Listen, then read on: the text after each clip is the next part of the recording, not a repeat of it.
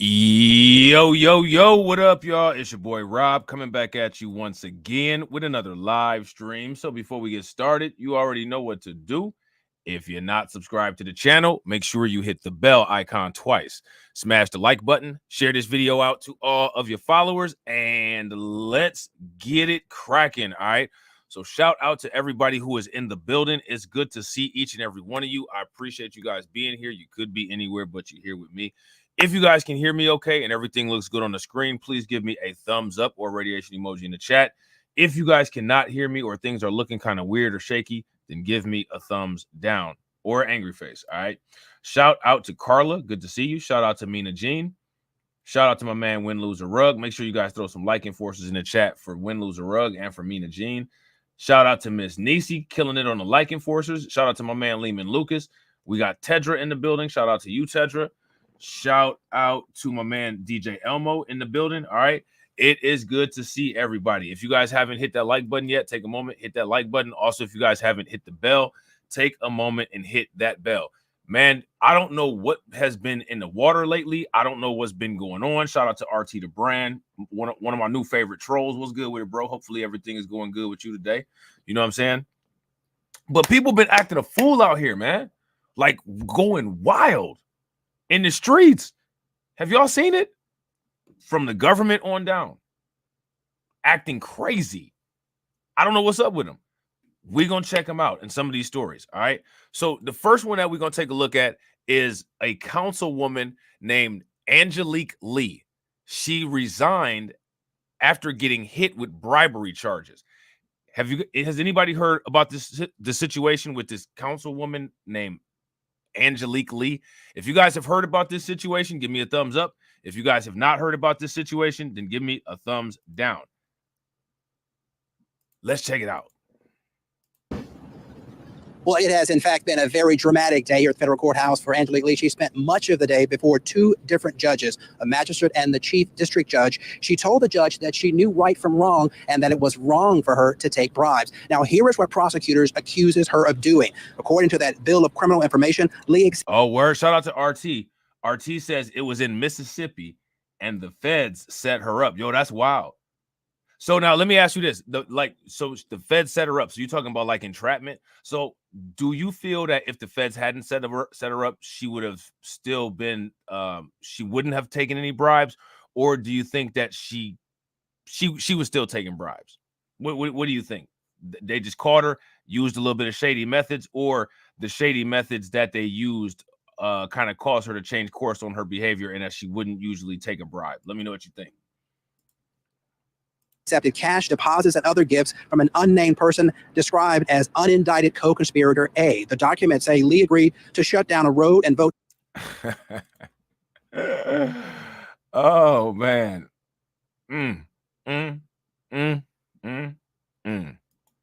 it's a tough year for pretty faces. I'm just saying it like that. It's a tough year for pretty faces, man.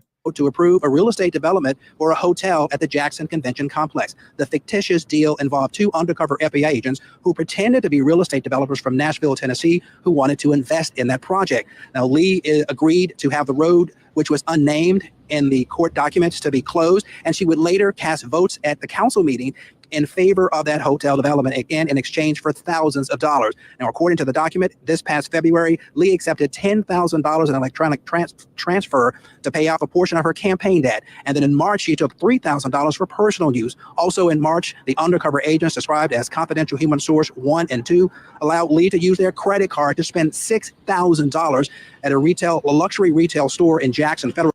Now, what's interesting about this is how many people... Yeah, shout out to DC Precise. I was just about to say this. How many people have been following the Tiffany Henyard situation? And we're going to get back on the Tiffany Henyard situation. There's just been so much going on. You know what I'm saying? Your boy trying to keep up. It's very difficult. Very difficult. But I'm trying, though. I'm trying. You know what I'm saying? To me, from what I don't know too much about this. Shout out to RT the brand. I'm glad that he's in here because he knows about this situation. It's probably more than most of us do because I didn't know about this. But what it seems like is that they've caught this woman doing less than what Tiffany Henyard is being accused of. Now, I don't know if there's any evidence or if they've caught Tiffany Henyard doing anything, right? She's still like under investigation, so I don't know what's going on with that.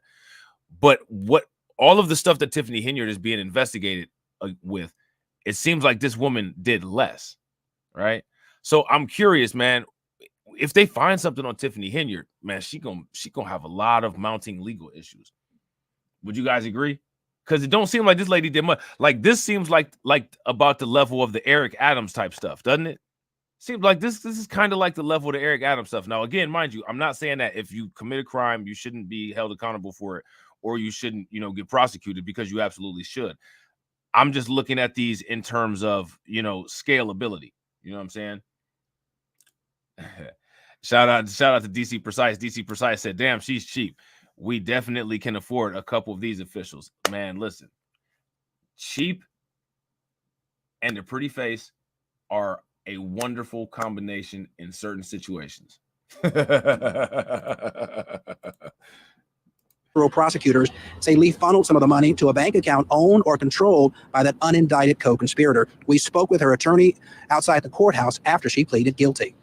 Good people make bad decisions. Yeah, from what it seems like with those low amounts of money, I would actually agree with you, RT. If you guys agree with RT, give me a thumbs up. If y'all disagree, give me a thumbs down. Let me know what you guys think. The only way that wouldn't happen is if for whatever reason, like they have some type of vendetta against her, and it's like, nah, we about to make an example out of you. And it's then really at that point, it's all about making an example. But if they're not on that type of time with the prosecuting, I absolutely agree with you. RT said the light skin supremacy would get her a slap on the wrist too. Would it necessarily be light skin supremacy, or would it be pretty privilege? Which one would it be?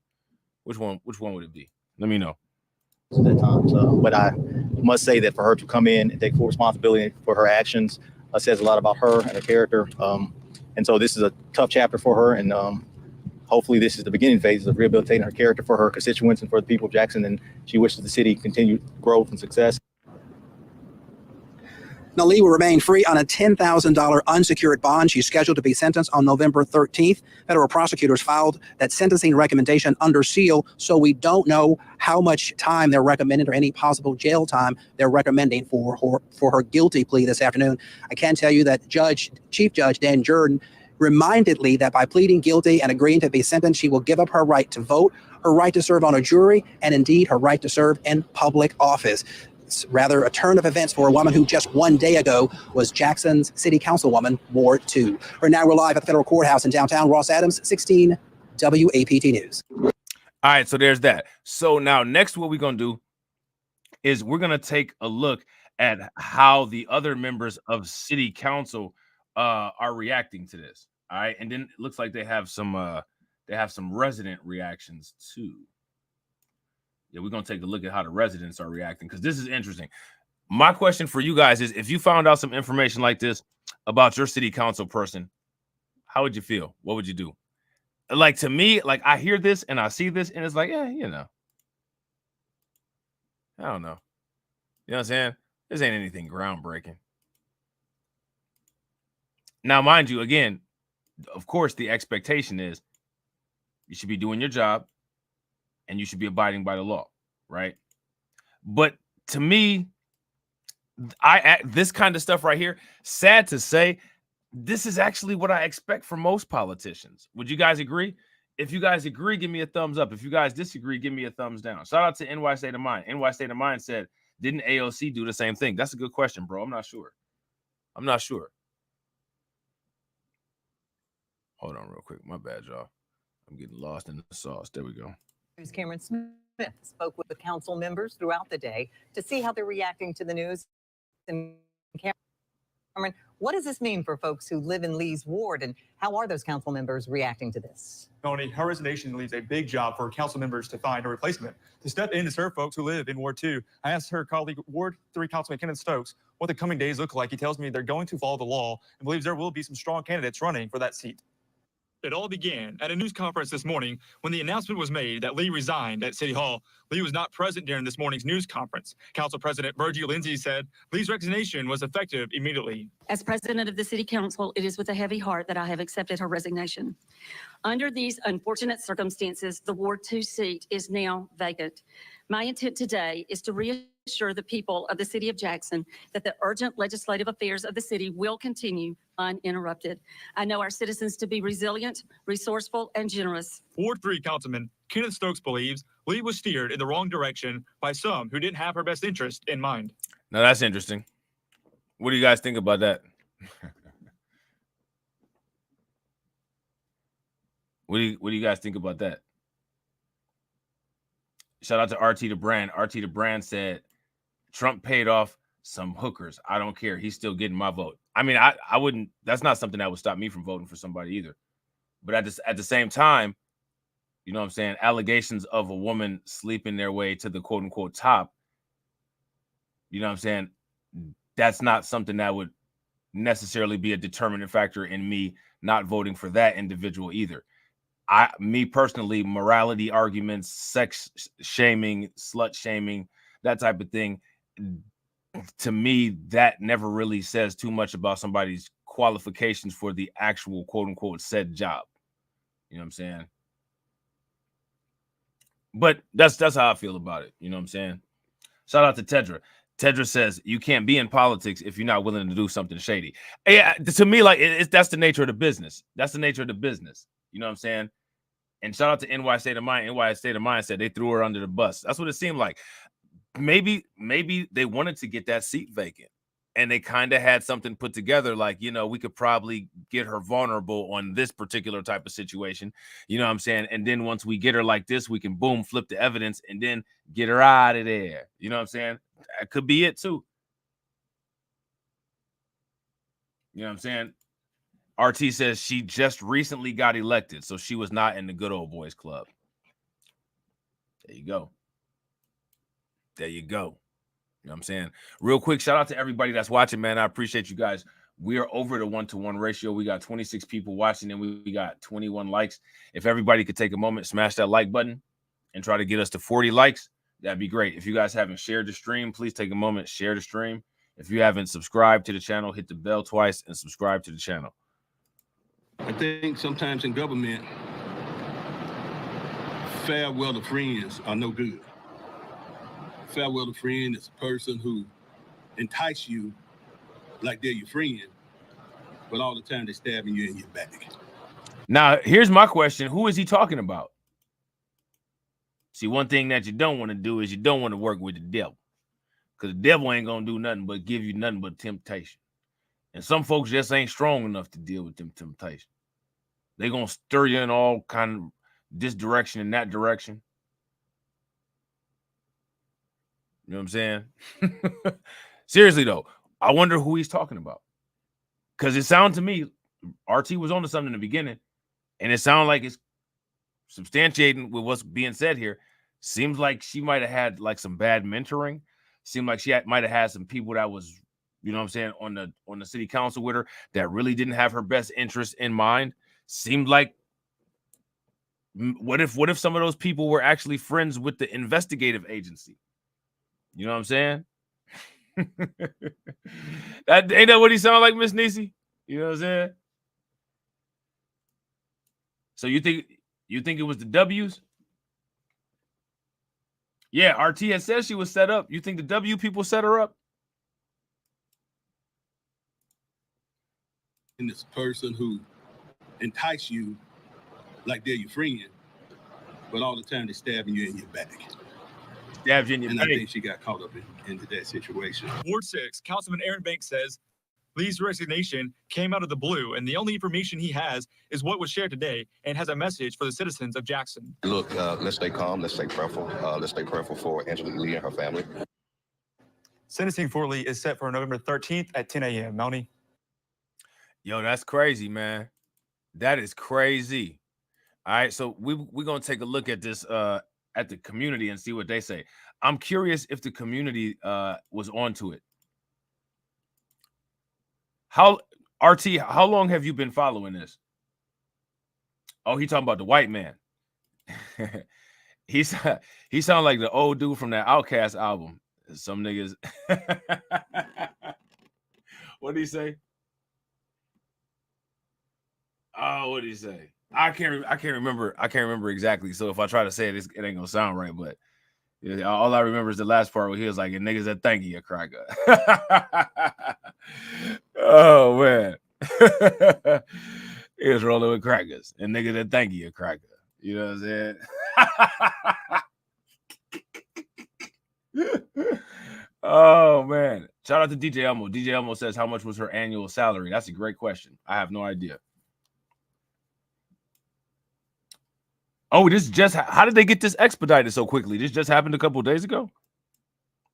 None of the latest on the bribery scandal that led to the resignation of Jackson City Councilwoman Angelique Lee. Yeah, this evening we're hearing from a leader in Ward 2, one day after Lee pleaded guilty. 16 WAPT's Ross Adams live this evening with reaction. Ross.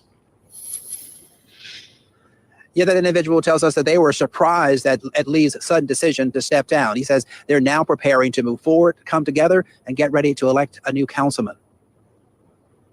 Incident that occurred, Councilwoman has stepped up and accepted her responsibilities for it, and we're going to move forward as a ward. Former Ward 2 Councilman Angelique Lee represented the northwest part of Jackson, including the Wood League and Woodhaven subdivisions, until her sudden resignation this week. Lee later pleaded guilty to federal charges of conspiracy to commit bribery. Jeffrey Taylor is a leader of the local homeowners association. He says he was caught off guard by what happened. Very surprised and. Hey, he looked like he looked like a black dude that would be the leader of the homeowners association. Like, oh boy, on Friday, that was like, stay off my yard. Y'all remember what I'm talking about? He definitely looks like he would be the leader of the homeowners association. He looked like he'd be staring out the window with binoculars and be ready to yell at you if your bike tire just hits the corner of the yard after he just got done edging the grass.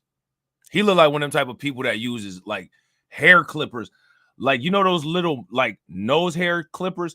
He uses those to do like the sculpting and trimming of his grass. That he looks like one of them type of people.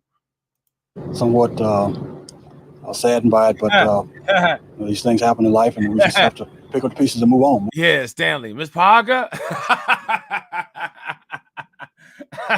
And he got his hair combed to the side. Miss Parker. Oh man. That's hilarious. What kind of shit is that? Stanley. Oh, man. Lee's resignation creates a vacancy. Voters will now be forced to head back to the polls for the second time in less than 4 years to elect a new councilperson. Lee first won the seat in December 2020 after former Councilman Melvin Priester Jr. resigned. That means we have to go back and vote. That's all. Lee is the second former Ward 2 councilman in the past 25 years to step down because of public corruption. Louis Armstrong served time in federal prison after he was convicted of conspiracy. Hey, he just looked crooked, man. He looked like he ain't up to no good, man. I'm sorry. I know you're not supposed to stereotype people, and shout out to Brooklyn Queen for coming in, being a like enforcer. What's good with the Brooklyn Queen? Can you please stay off the line? Thank you. Thank you. Make sure y'all throw some like enforcers in the chat for Brooklyn Queen. Don't this dude just look like the type of cat that'll just like steal your money? Like, I ain't gonna lie. Like, he the type, you ain't got nothing else you can put in the offering plate. Like, he looks like one of those, he looks like a shady old man. For real, for real. You know what I'm saying? Like, just, bro, you just look shady. He got corruption all over his face. I bet you he got stolen money on him right now in this picture. That's why he all the way over here. Hurry up and give me this interview. I gotta go somewhere. All these people over here trying to find their money, and I got it right here in my pocket. I ain't got time for this. Come on, ask me what you want to ask so I can go on. To extort and accept a bribe from a strip club owner. Is there something wrong with Ward 2? Absolutely not. I think Ward 2 is the finest ward in the city. Like I said, you typically have one of the highest percentage of voter turnouts in Ward 2. That's why Taylor is not concerned about voter fatigue. A special election to fill Lee's seat could be scheduled just before voters head to the polls for the November 5th presidential election. That's the most important thing. It's closest to you. So the election that in Ward 2 is most important to us. It's even more important than the presidential election because we have more impact.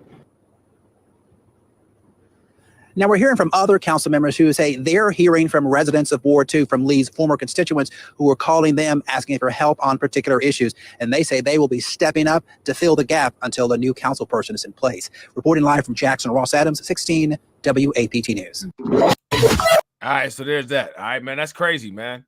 That's crazy. All right, so the next one we about to look at is this woman was Baker acted. How many people know what the Baker Act is? If you guys know what the Baker Act is, give me the definition or what the Baker Act is in the comment section.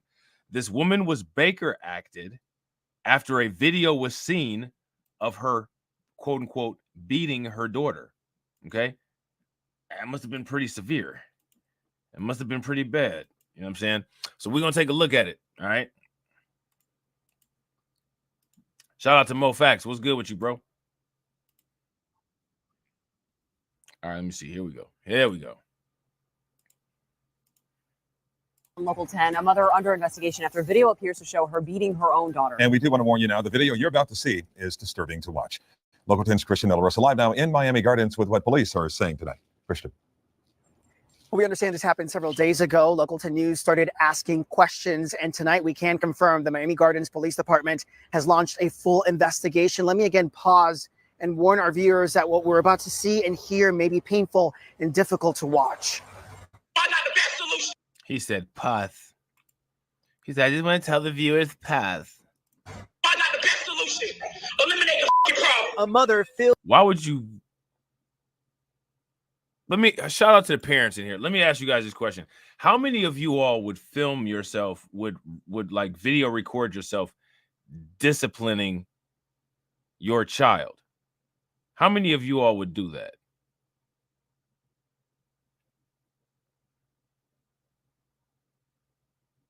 If you guys would do that, give me a thumbs up. If you guys would not do that, then give me a thumbs down. A mother filled with rage and threatening to do the unthinkable. Since y'all don't want to handle y'all own kid, guess what? I'll eliminate her my damn self. Why would you do this? Why would somebody do this? You know what I'm saying? Shout out to the specialist. What's good with it? The woman is on the phone with who she described as her child's father, who is recording the video conversation. You still don't want to handle your responsibilities, huh, David? This mother, unhinged, appears to be holding a hanger, moving towards her toddler, heard crying. You want to sit down and lay down and have a baby and not be able to take care of it after you know our health conditions? What we see happen next is being investigated by Miami Gardens police. What you see in the video is a mother, repeatedly beating a young child. It was very, very hard for. Man, that's crazy, man. She needed. Yo, let me ask y'all this question, man. What kind of sentencing do you all think that this individual needs to get?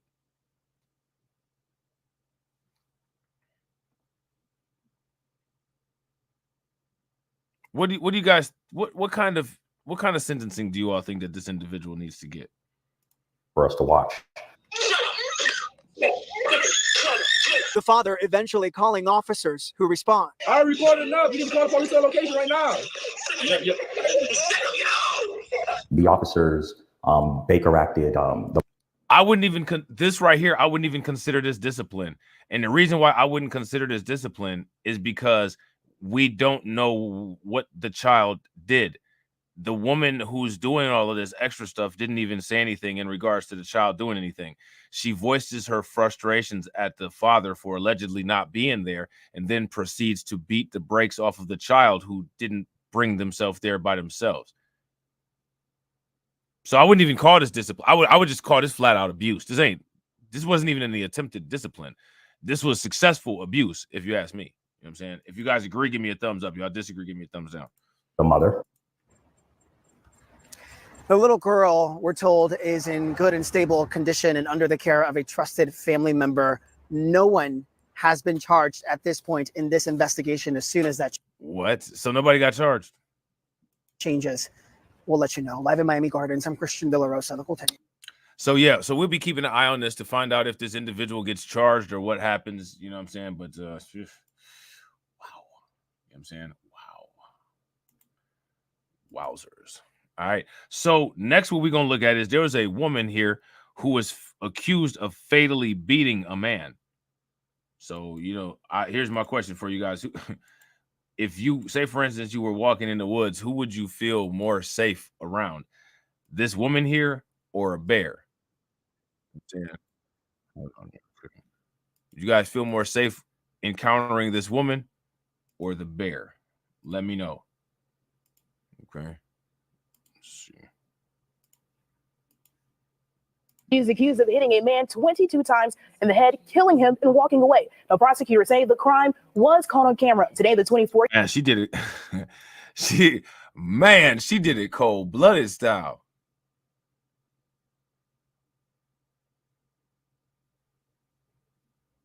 She did it cold-blooded style, man. She bust him upside his head and then bounced. That's crazy, man. New at 9, she's accused of hitting a man 22 times in the head, killing him, and walking away. Now, prosecutors say the crime was caught on camera. Today, the 24-year-old woman charged appeared in court for the first time. But as our Stephanie Quirk is here to explain, this is not her first run-in with the law. Yeah, Bria, 24-year-old Demarius Wade is charged with second-degree reckless homicide. And investigators say this all happened because Wade intervened on a different fight between a couple with a history of domestic violence. All I gotta say is never get in the middle of it, man, when other couples are fighting. Would you guys agree? If you guys agree, don't get in the way of it when other couples are fighting. You know what I'm saying? I ain't doing it. Not me. You know what I'm saying? I'm out. Goodbye. You know what I'm saying? Shout out to Mike Mellis. John, what's good with it, bro? Shout out to John, man. Make sure y'all show John some love. A member for 15 months. Definitely appreciate it. My man John standing on business. Definitely appreciate it. Make sure y'all show him some love. Y'all know what to do. I'm standing on business. I'm standing on business. I'm standing on business. John says hit the like button as you come in, share, subscribe, and support by joining the membership. It's just 99 cents. Facts. Join the membership. It's only 99 cents and it helps. If you guys are listen, I've always told you guys, if you guys are enjoying the amount of content that you're getting and the quality of content that you guys have been getting over the last month, it's because the support has increased significantly and I'm allowed to do more. I'm able to do more. Now, I haven't got a chance to do the upgrades like I said that I was going to do, right? I haven't had a chance to. I've been extremely busy. But once I get the upgrades in, you all will see. I'm trying to get the studio professional grade. You know what I'm saying? And we're going to get there. Y'all will see. I got all kind of boxes that's not open and everything. We're going to get it together. We're going to get it lit. We're going to have some good, entertaining, fun streams. You know what I'm saying? Even if it's only 15 of us in here, we're going to be kicking it. You know what I'm saying? We're going to be kicking it, having a good time. Shout out to my man, Win, Lose, or Rug. Y'all know what to do. Make sure y'all throw some flames, radiation emoji, and some ducks, and like enforcers in the chat for my man, Win, Lose, or Rug, for enforcing the likes and standing on business for 9 months. Definitely appreciate you, bro. I'm standing on business. I'm standing on business. I'm standing on business. Standing on business. That was good. This was the scene near 8th and Orchard early morning on July 19th. Officers investigating the beating death of a 44-year-old man on the city's south side. It's extremely violent. It caused the death of an individual. But prosecutors say it all happened when the suspect intervened in a different fight. We acknowledge the severity of the crime and the way the state characterized it as an intervention. On that morning in July, investigators say 24-year-old Demarius Wade spotted a man become violent during an argument in an alley. The man's on and off girlfriend told police he pushed her down, hit and dragged her while she screamed at him to stop. That's when Wade jumped in and began to fight the man, telling the woman she was protecting her. This video recovered that Miss Wade was seen striking the victim in this case 22 times in the head. The complaint says Wade beat the man until his face turned blue. He died. Man, she beat him until his face turned blue, man. Have y'all ever seen anybody get beat until their face turned blue? If you ever seen somebody get beat and then they turn blue, give me a thumbs up. If y'all haven't ever seen nothing like that, give me a thumbs down. I'm going to tell you right now, I ain't never seen nobody get beat till they turn blue.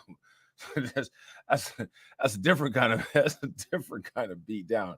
Shouldn't be laughing at no victim, you know what I'm saying? I'm just saying that's a different kind of beat down. I ain't never seen nothing like that. That's a Super Saiyan beat down, man. Damn.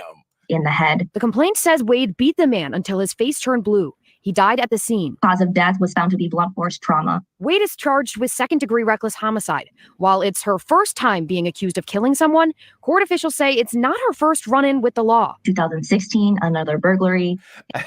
Hey, she said they said it's not her first run-in with the law. Shout out to the law for being able to survive the first one. to make it to a second one, because it seemed like, you know what I'm saying, the law might be the only thing strong enough to survive a run-in with her. You know what I'm saying? In 2016, criminal damage to property, and then in 2015, first-degree sexual assault with a child under the age of 13. In the courtroom Saturday, a commissioner set Wade's bail at $85,000. Commissioner, we believe high cash is appropriate in this case, given the severity, given her criminal record, and given the protection of the public. Thank you. Now, Wade is due back in court next Friday on August 23rd. Bria? Wow. Yikes. This is what I be trying to tell y'all, man. Hold on real quick. What's this saying? So, yeah, this is what I be trying to tell y'all, man. You got to be careful dealing with women in the street. Before you even go into anything as far as like relationship dynamics or anything like that, I'm telling you, a lot of these women will beat you down to the floor. We talked about this with the Christopher Obumseli, Courtney Clinty stuff. When they showed the picture, I was like, yeah, she be in the gym. She be in the gym. A lot of these women, the ones that be in the street, they be in the gym. You know what I'm saying? They be on that stuff. They start getting wild. Next thing you know, one of them punch you, and you think you might be about to punch, and you be like, you punched me a little bit too hard. My brain bleeding. And then next thing you know, you on the news. You got to be careful. You know what I'm saying? They be drinking protein shakes. They be hitting the Smith rack. You think it's, you know what I'm saying? You got a nice body. Listen, I'm going to tell people something about the nice body. Most nice bodies are equivalent to two things: athleticism, childbearing ability, and child producing ability. If you're athletic and you have childbearing ability, one thing that's part of childbearing ability is having a high pain tolerance. You know what I'm saying? So not only do you have a high pain threshold, but you have done squats to the point to where you can plow a field with one of them tilling things around your neck like a doggone ox. So a lot of dudes be smoking, you know what I'm saying? A lot of dudes be drinking, and they with these, you know what I'm saying, OnlyFans models or whatever. You don't know that you got, like, you literally actually got She-Hulk in the car with you. And she gonna, look, look, you know what I'm saying? Y'all get into an argument, and you got a convertible, she gonna pop right through the top of your convertible like this. Tie this bitch up! Swing the remix guard! I'll tear this bitch up! Tie this bitch up! I will! Tie this bitch up! I will! Tie this bitch up! I'll tear this bitch up! Man, when she pop up like that, next thing is done. You done. It's a wrap. It's too late. It's too doggone late. The situation is already gonna go how it's gonna go. You better just hope that things be on your side, because if they not, you're done. You know what I'm saying? You're done. Now, this situation right here, this is disgusting. This is a situation of one of the laws. You know what I'm saying? I haven't had a chance to do a stream about the laws. Trust me, it's not because there's not a plethora of content out there. I just haven't had time to organize it the way that I do, which is one of the reasons why I made this combination series, them folks over there, where we kind of talk about the crime and talk about the laws all in once. So if I don't have time to make a stream specifically about the laws, I can actually get it all together and kind of stay consistent, you know what I'm saying, and have a different series as well. So, you know what I'm saying, hopefully you guys like it. But this deputy police chief was involved in some disgusting stuff. We're going to see. First at 5, we are tracking some breaking news out of Cranston, where the deputy chief of special investigations at the Department of Corrections has been arrested for alleged crimes involving children. Seth Crosby was arraigned a short time ago on several counts. Our Sheena Loshudo spoke with Crosby as he walked out of court. She joins us live from Warwick now. Sheena. 46-year-old Seth Crosby is being accused of recording 2 juveniles while they were engaging in sexual acts. According to police, this happened over the summer. The charges are disgusting. Now, here's my question. Why would you do that? Why would first and foremost, why would you do that? Right? Second of all, how is that okay? Third question, where they do that at? Where do they do that at? That's disgusting. And shout out to everybody that's watching. I appreciate you guys. We got 33 people watching and 34 likes. If everybody could take a moment, smash that like button Also, if you guys haven't hit the bell, please take a moment, hit that bell, and also please share the stream to your social media. If you're not part of the Discord, take a moment, hit that Discord link that's pinned in the chat. And also be sure to follow me on Rumble and follow me on Twitch. Coming from Rhode Island State Police, they allege that these acts allegedly happened in Cranston, prompting the juveniles to go to state police, who then investigated. Crosby was in court this afternoon, and the charges have come to light. They include video voyeurism, production or attempted production of child pornography. Police say the female complainant also told authorities about another alleged incident back in 2021. Crosby was released on personal recognizance. His conditions are to have no contact with anyone under 18 unless they are his children. I was able to ask him a few questions as he walked out. This is your chance, Mr. Crosby. Are the allegations true? No, I have nothing to say. If you have any questions, you can ask John Kilcagney. It's a terrible misunderstanding. You can talk to John Kilcagney if you have any questions. Are you still employed by the state? My employment status has nothing to do with this right now. Now, John Kilcagney is his lawyer, and I actually just connected with him a few minutes ago. He tells us that his office is representing this client, which he says has a clean record and years of honorable public service. Now, Crosby's standing with the Department of Corrections tonight is unclear. The state declined to comment on that. For now, reporting live in Warwick, I'm Sheena Loshuto, 12 News. Working breaking news, an official at the ACI is charged with crimes involving children. Seth Crosby appeared in court a short time ago. Our Sheena Loshuto was at that arraignment and joins us now live with an update. Sheena? Well, we're told by state police the 46-year-old is a member of upper management at the Department of Corrections, and we were just told by a spokesperson there in the last 10 minutes or so, Crosby is now on paid administrative leave as this investigation. Now, let me ask you guys this. He's on paid administrative leave.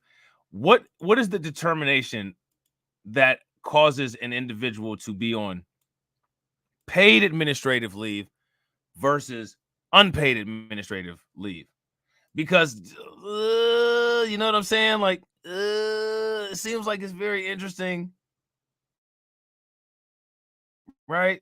Seems like it's very interesting. A lot of the situations that end up leading to, quote unquote, paid administrative leave versus some of the situations that lead to, quote unquote, administrative leave. So my question is, what are the clear cut and undeniable criteria that will get you a paid administrative leave situation?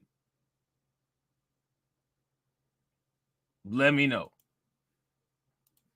Moves forward. Now, the defendant is being accused of recording two juveniles with his cell phone as they were engaging in sexual acts together. That was earlier this summer. He's charged by Rhode Island State Police. The alleged incident happening in Cranston, prompting those juveniles to go to state police, who investigated. The charges include video voyeurism and production or attempted production of child pornography. Police say the female complainant also told authorities about another alleged incident in 2021. Crosby was released on personal recognizance. His conditions are no contact with anyone under 18 unless they're his children. I was able to ask him a few questions as he walked out of court.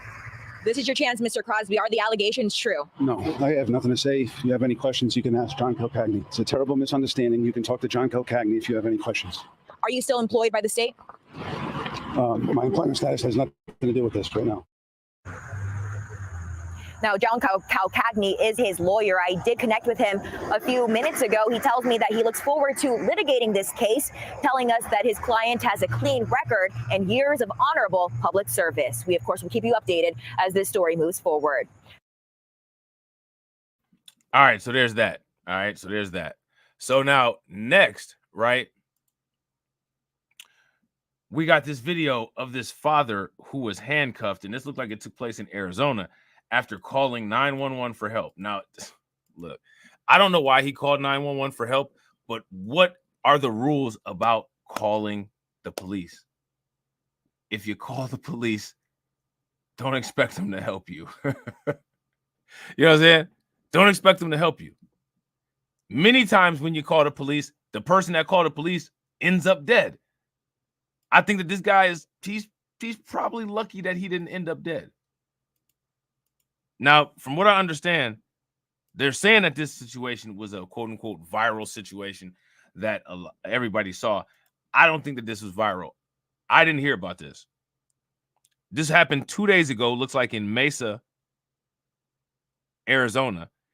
It has 103 100,000 views. That's not going viral, right? But we don't know what it was viewed on social media. So we're going to take a look. Video is making its rounds on social media of Mesa police detaining a father. And we found out that father was the one who called 911 because he says his daughter was kidnapped. Fox 10's Lindsay Regis is here now with that full. So this is interesting, all right? So the father called 911 because he thought that his daughter was kidnapped.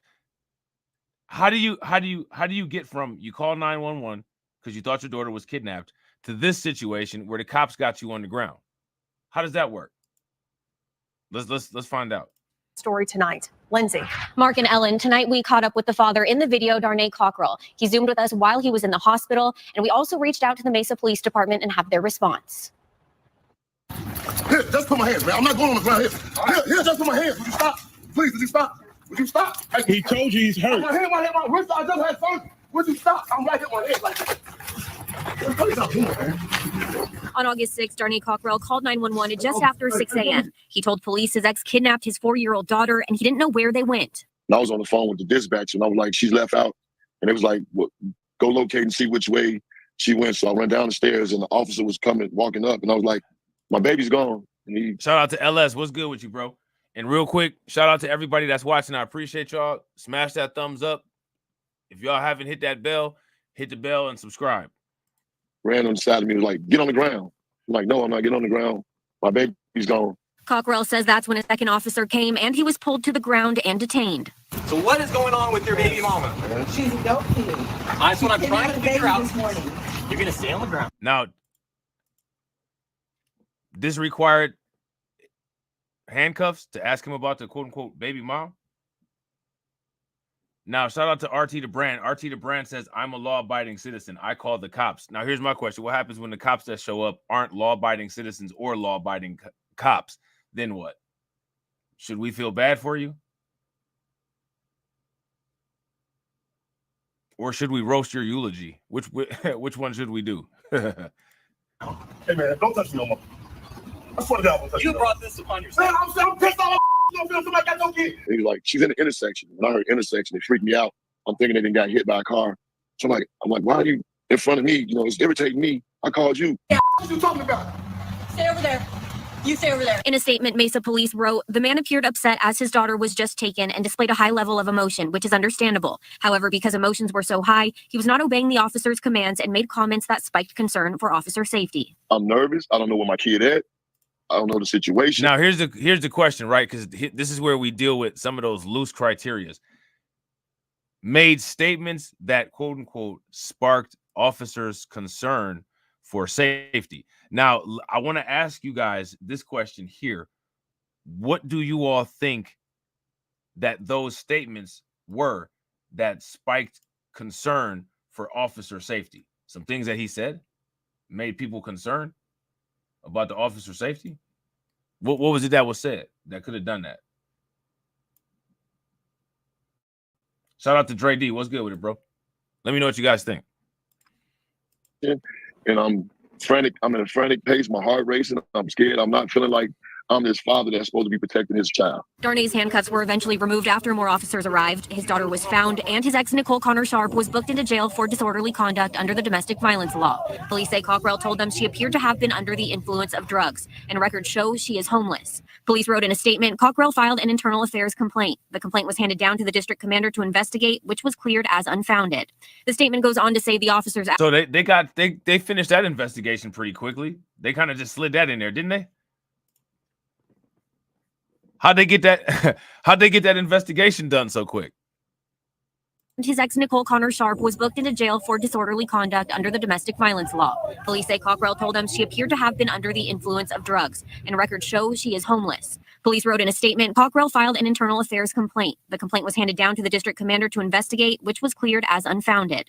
The statement goes on to say the officers' actions were not in violation of department policy. However, upon reviewing body-worn camera video, it was determined that supplemental training would be beneficial for both officers. So which one is it? So supplemental training would be beneficial for both officers, which means that they did what? Not according to the minimum standards. because if they performed competently, right? Let me ask you guys this. If they performed competently as shown on the body cam, then there would be no need for additional training, right? If you guys agree, give me a thumbs up. If y'all disagree, give me a thumbs down. Cockrell filed an internal affairs complaint. The complaint was handed down to the district commander to investigate, which was cleared as unfounded. The statement goes on to say the officer's actions were not in violation of department policy. However, upon reviewing body-worn camera video, it was determined that supplemental training would be beneficial for both officers, as there is always room for improvement. Saying that they need supplemental training tells me that that's a contradiction of a statement that he just read off, because if they need some more training, that means they're not properly trained for the job. I mean, what he just said is logical, right? That's logical. If you guys agree that that's logical, throw the 100 emoji in the chat. If it's illogical, explain how it's illogical. It's unclear what happened before the video started, but we have requested the body camera video from Mesa Police. Reporting live, Lindsay Regis, Fox 10 News. All right, so there's that. All right, very interesting. It's interesting how, like, a lot of these stories, you don't hear about this stuff. Now, this is interesting. This is a raw video of somebody charging a police officer. Let me see something real quick. Let me see. Give me 1 second. I'm going to try to see if I can skip to where everything happened at.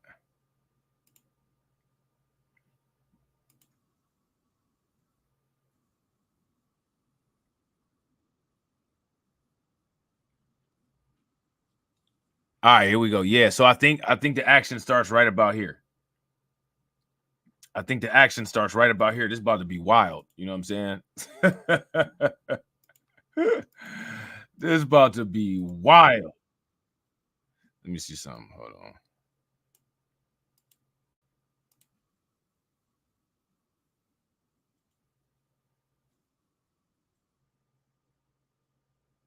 I'm gonna start it. I'm gonna start it where the audio is. All right, I'm gonna start it where the audio starts.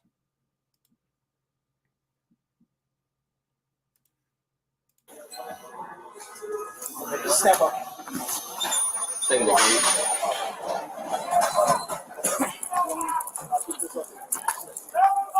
Are they out there? Yeah. Are we out here now? So here's my question for you, RT the brand. Which one gives more room temperature IQ? 2 people wrestling with somebody who's not physically threatening them, or somebody yelling at the people that he's not physically threatening to get off of him? Which one is indicative of lower IQ?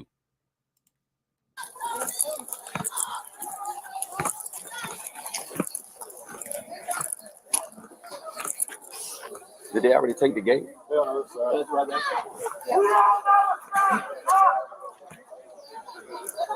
Who on the other side? I saw somebody go across the street with the gate. So where they? The gate right here. It's in the street. Right here.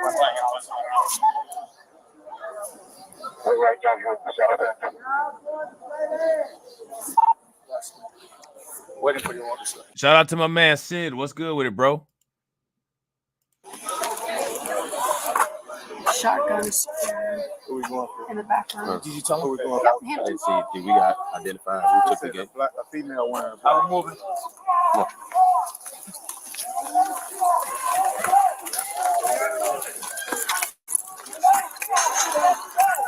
Shout out to Black Free Thinker. What's good with you, bro?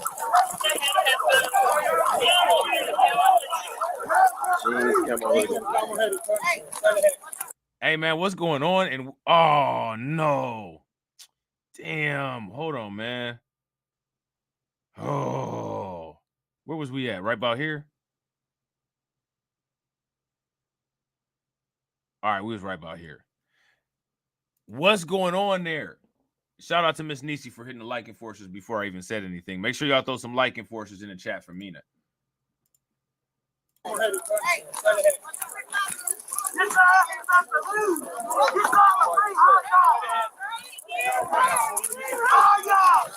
here, my man. Hey, where the baby at? Excuse me. You under arrest, bro.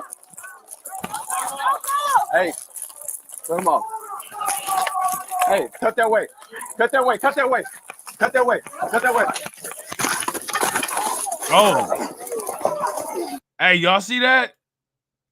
What? Yo, did y'all see that?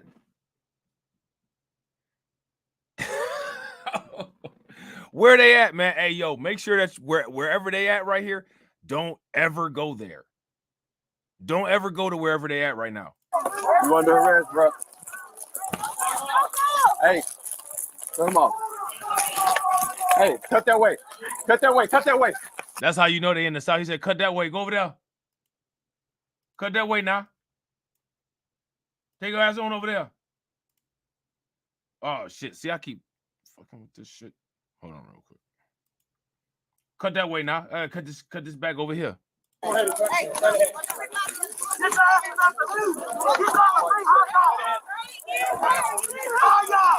here, my man. Hey, where the baby at? You under arrest, bro. Hey, come on. Hey, why did somebody say where the baby at, man? Why is the baby out there? Why is the baby out there? Why is the baby out there, man? Talking about where the baby at. One place the baby shouldn't be at is where they at right now. Why? Why? Hey, cut that way. Cut that way. Cut that way. Cut that way. Cut that way. Move. Back up. Back up. Back up. Hey, Robb. Robb. Stay over there. Hold the line. Back the fuck up. 85. I got officer down. Officer down.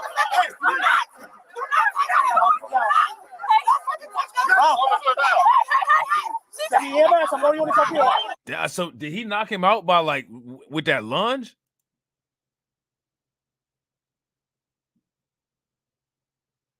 Did the police officer get knocked out with that lunge? Yo, that's crazy.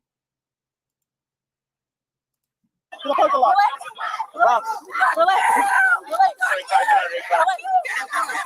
Come here. Get him off. Back him off. Relax, CJ. Relax. Back him off now. That's wrong. I'm good. Back him off. Back him off.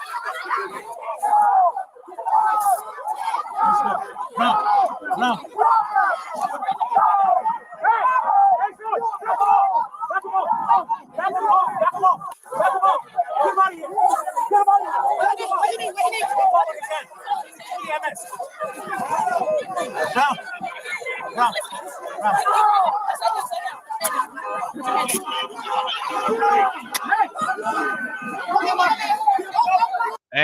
Hey, this dude ran into that police officer.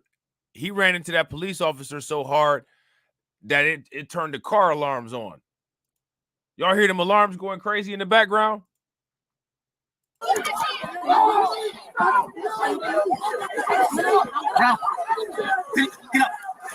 Carry him up. Get him in the fucking patrol car. Get him up. I got you. Come on.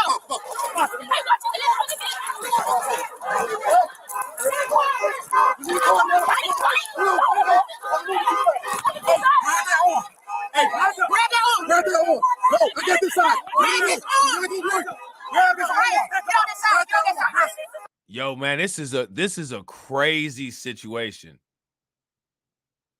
Ferguson police released body cam of video suspects charging at officer during protest. Yo, this is wild. Man, he took this officer out of the game.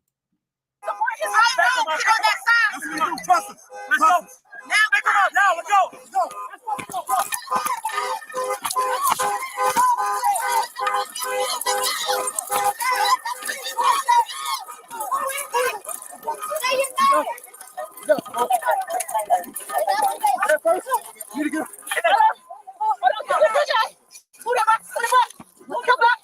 Oh, we got you, TJ. TJ, what the fuck? Come on, TJ. Come on.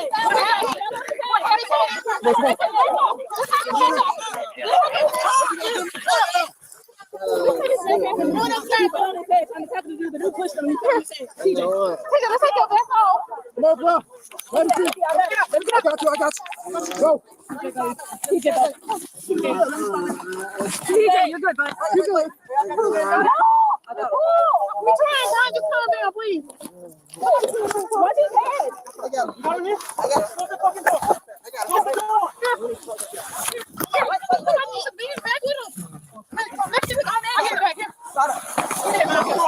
TJ, close that door.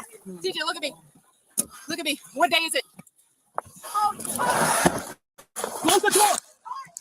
Man, he did the mind eraser on that police officer, man. He don't even know where he at. Frank 38 to Frank 4. TJ.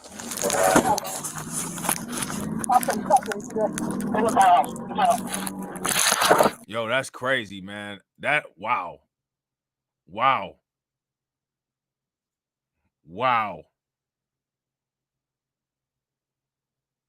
Now, how many people are going to be watching the DNC National Convention? If you guys are going to be watching that, give me a thumbs up. If you guys are not going to be watching it, then give me a thumbs down. As you guys know, we're going to be streaming it on BLR2. All right. They believe that there's going to be protests and lots of violence outside. And I mean, they got like the Judge Dredd National Guard out there on patrol. Yeah, he definitely went to a different universe for 3 minutes. Yeah, he was out there. He was way out there. You know what I'm saying? He got his soul knocked out of his he got his soul knocked out of his body. You know what I'm saying? Chicago is ready. That message coming from the city's police superintendent this week as he detailed the department's plans for next week's Democratic National Convention. And while the Secret Service and other federal agencies will be taking point, local police will also. We need answers. We need answers. Shout out to RT. RT says, will Kamala be black or will she be Indian? We need answers. We need answers. Also play a vital role, especially in dealing with the expected thousands of pro-Palestinian demonstrators. In the run-up to the convention, Chicago police officers have received new de-escalation training. The department says more than 2,500 officers also received 48 hours of specialized training on how to respond to large-scale demonstrations and civil unrest. More than 500 officers from other departments will also help out, although we are told they're direct. Now, I want you guys to pay very close attention. You guys see all this training that they got? 2,500 officers assigned, 48 hours of new training, more than 500 officers from different departments, 12 hours of training. These police officers got more hours of training for this, and they haven't even dropped the ball with this situation than they do anytime they delete an unarmed black person. That's crazy. Contact with the public will be minimal. So let's bring in News Nation's Alex Capriello, who is live here in Chicago. And Alex, the building behind you is going to play a key role in the event of mass arrests next week. That's right, Nicole. Inside this police department right behind me is an old courtroom that hasn't really been used in years. It's dusty, but it just got a makeover because it is being prepared during this DNC to handle mass arrests. We're about 5 miles from the United Center, about 6 miles from downtown Chicago. I mean, they just ready. They ready to take people out. They got the police department ready to take in mass arrests. They already know it's about to be a hot mess at this thing.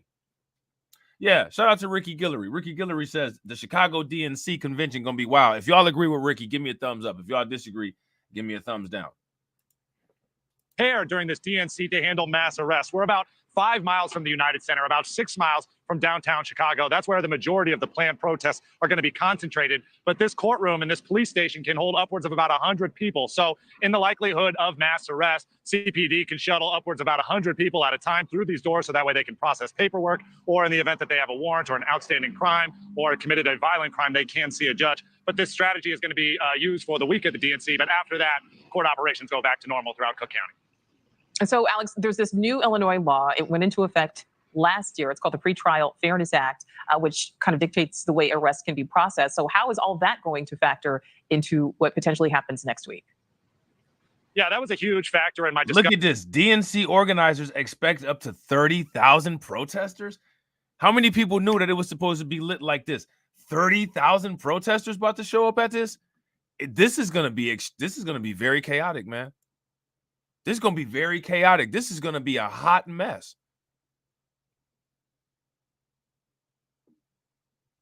This is going to be a hot mess. What if they're able to get inside like January 6th?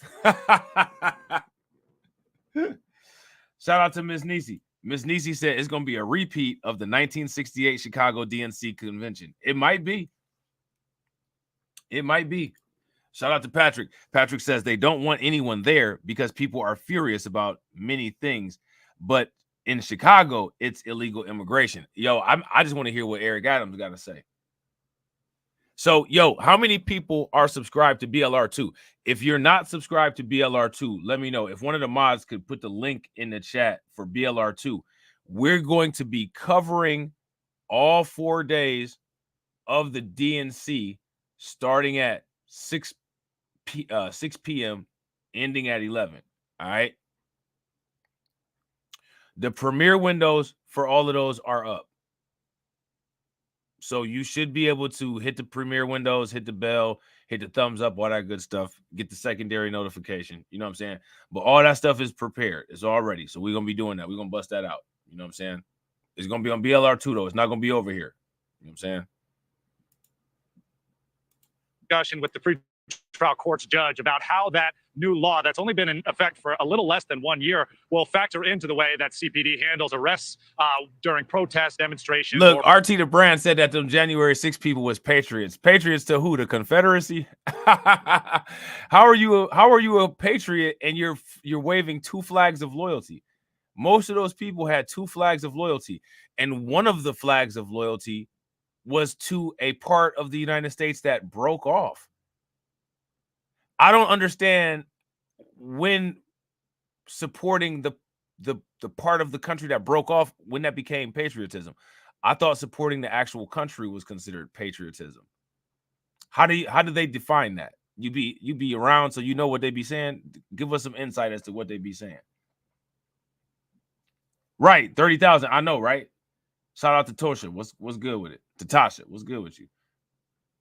Shout out to Shatira. What's good with it, Shatira? Shout out to LS. LS said, why the DNC catching heat, but the RNC didn't? I think because of Israel-Palestine. I think because of Israel-Palestine. Shatira said, mainly peaceful, except for the breaking and entering, assault and vandalism. You know, little details, you know. Aside from that, though, it was all good. You know what I'm saying? Went off without a hitch. Couple little busted windows, couple little busted noses, you know what I'm saying? Couple little arrests, couple people get busted upside their head. You know, it wasn't that. You know. So which one was local then? Was the Confederacy local and the United States national, or what? Which one was it? I know what you can have, right? But which one were they displaying? What about historic patriotism? I guess would that be what it was? Historic patriotism? Right. We saw you say that they were let in, and then we saw videos of them busting down doors and breaking in windows. So yeah, we hear you. Shout out to you for saying what you said, and then shout out to our eyes for seeing what our eyes saw. You know what I'm saying? I don't understand when people said I said, like Mike Jones. Is that supposed to, like, I don't know, like make it more of a solid statement or something like that? RT the Brand said there were 80-year-old people walking in January 6th. Well, a lot of legacy old people that believe in the old beliefs that a lot of those people believe in. It was a person with one leg that entered the southern border. He was on crutches, and he just wobbled right in like it was the Special Olympics.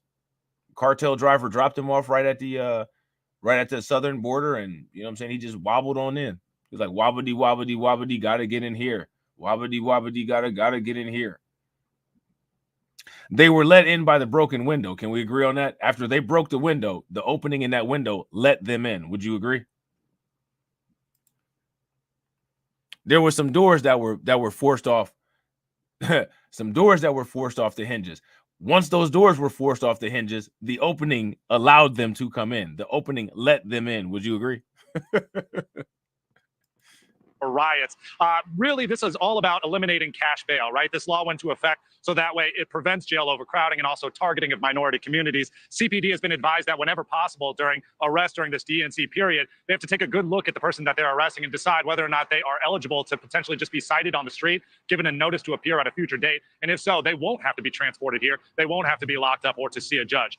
Now, I asked the judge whether or not this could backfire on the city of Chicago, meaning whether or not this could actually just allow criminals right back onto the streets to reoffend. Here's how she responded.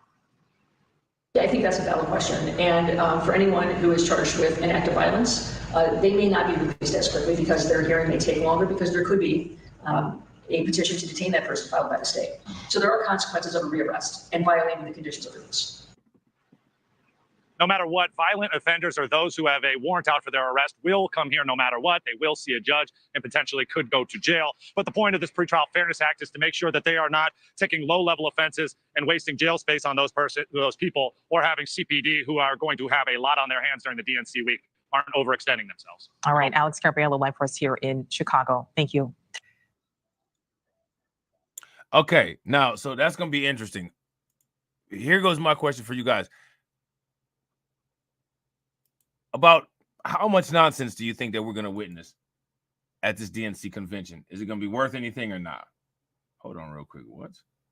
Oh, we definitely got to look at this. Hold on. We got to look at this. And we got to look at this. This is why these things, they get longer and longer. Let me see something real quick. Okay.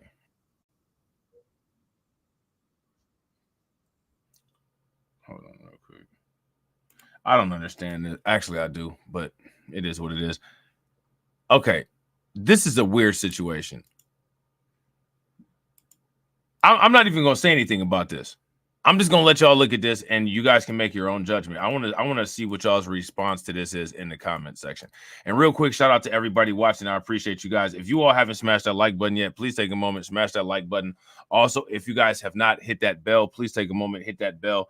And also, please share the stream to your social media. All right, check this out. You see this? You see what's going on here, right? Look at this.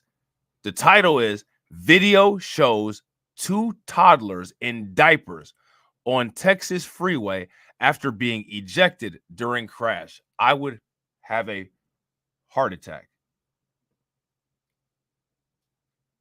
I would have a heart attack.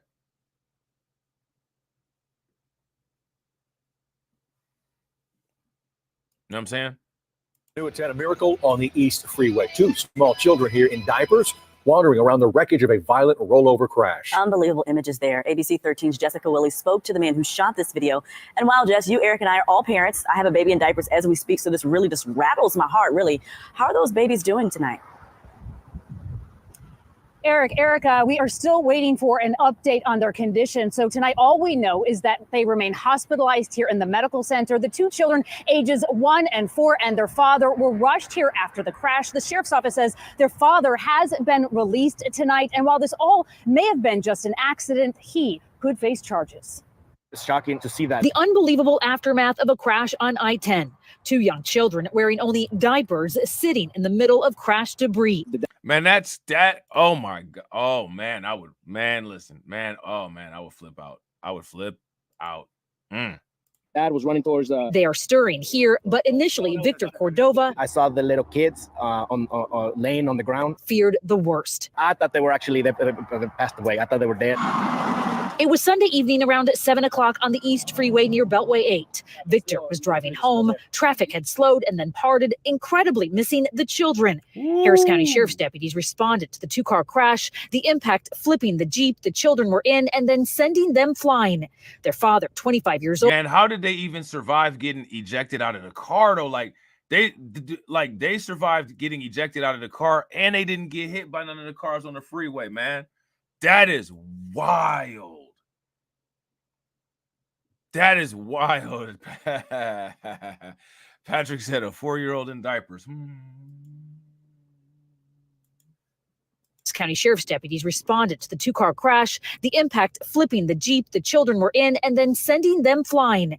Their father, 25 years old, according to the sheriff's office, running back to them, Victor was relieved. Saw them kind of getting up and moving and trying to get up. I felt a little bit better as far as that, but I knew there was still some injuries. The sheriff's office tells ABC 13 the investigation is not complete, but the father could face criminal charges for not restraining his children. Crawl out of the Jeep. That is why Victor, a father himself, shared his video. For parents and for everybody, even if it's a short distance, to awareness of make sure you secure your kids properly. And his thoughts are with this family. Prayers to them to make sure they get well. Jessica Willey, ABC 13 Eyewitness News.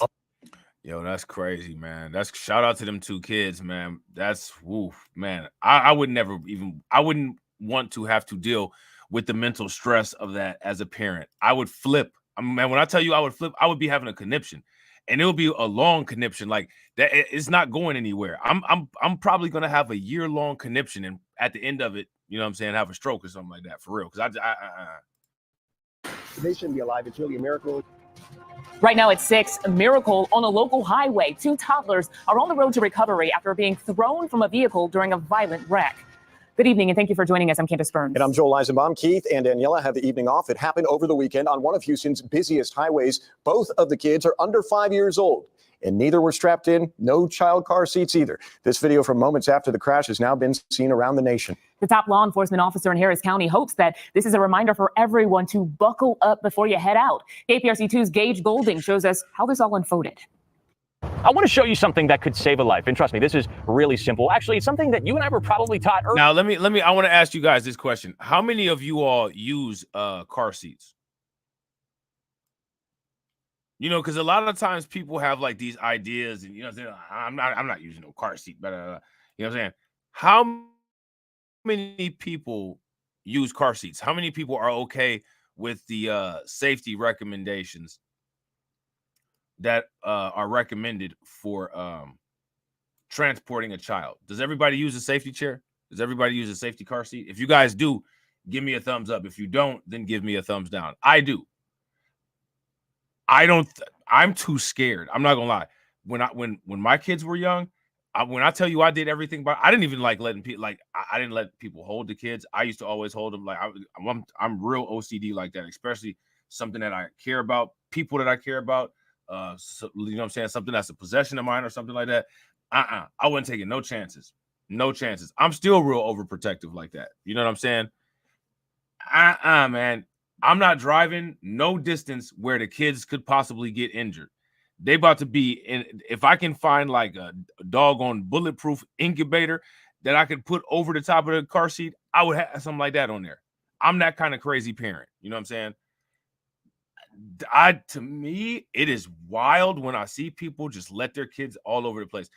I see little kids running around in the street in diapers when I'm driving places, and it's like, yo, what is wrong with these parents? I'm telling you, like, I don't have a good peace of mind if I don't know that my kids are safe. Like, it disturbs me to the point where I'm not functional unless I know exactly what's going on with my kids. You know what I'm saying? See, but all parents ain't the same, though. You know what I'm saying? Like, every parent ain't built like that. And it's not saying that one form of parenting is better than the other form. All I'm saying is that's the type of parent I am. You know what I'm saying? So, being that that's the type of parent that I am, I could have never, ever let nothing like this go down. Ever. You know what I'm saying? And just anytime I see this kind of stuff, I'm like, I wonder what it feels like to be that type of parent.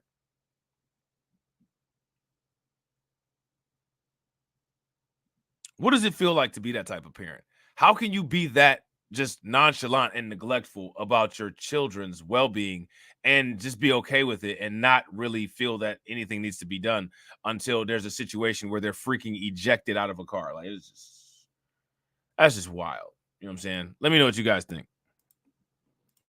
Early on in life when we were growing up, it's called buckling up. And it's really easy to do with a car seat. All you got to do is, bam, click that guy in over there. Come over on the other side, click that in. And once you got little baby Gage in here, snap it together. It's those 3 simple steps that weren't done this weekend. And if they were, it could have prevented those kids from being tossed from the car. And by sheer miracle, they sustained very minor injuries and are expected to survive. By sheer miracle, those words not to be taken lightly, coming from Harris County Sheriff Ed Gonzalez. The children seen here scattered on the I-10 East Freeway Sunday afternoon after being ejected from their dad's Jeep. We're going to have eastbound I-10 shut down to 1 lane. This video from moments after the crash. Others are just too bloody and graphic to share. It's really bone chilling, really, when you look at the video. According to the sheriff's office, another vehicle tried getting back on the highway from the exit lane, slamming into the Jeep. And then the Jeep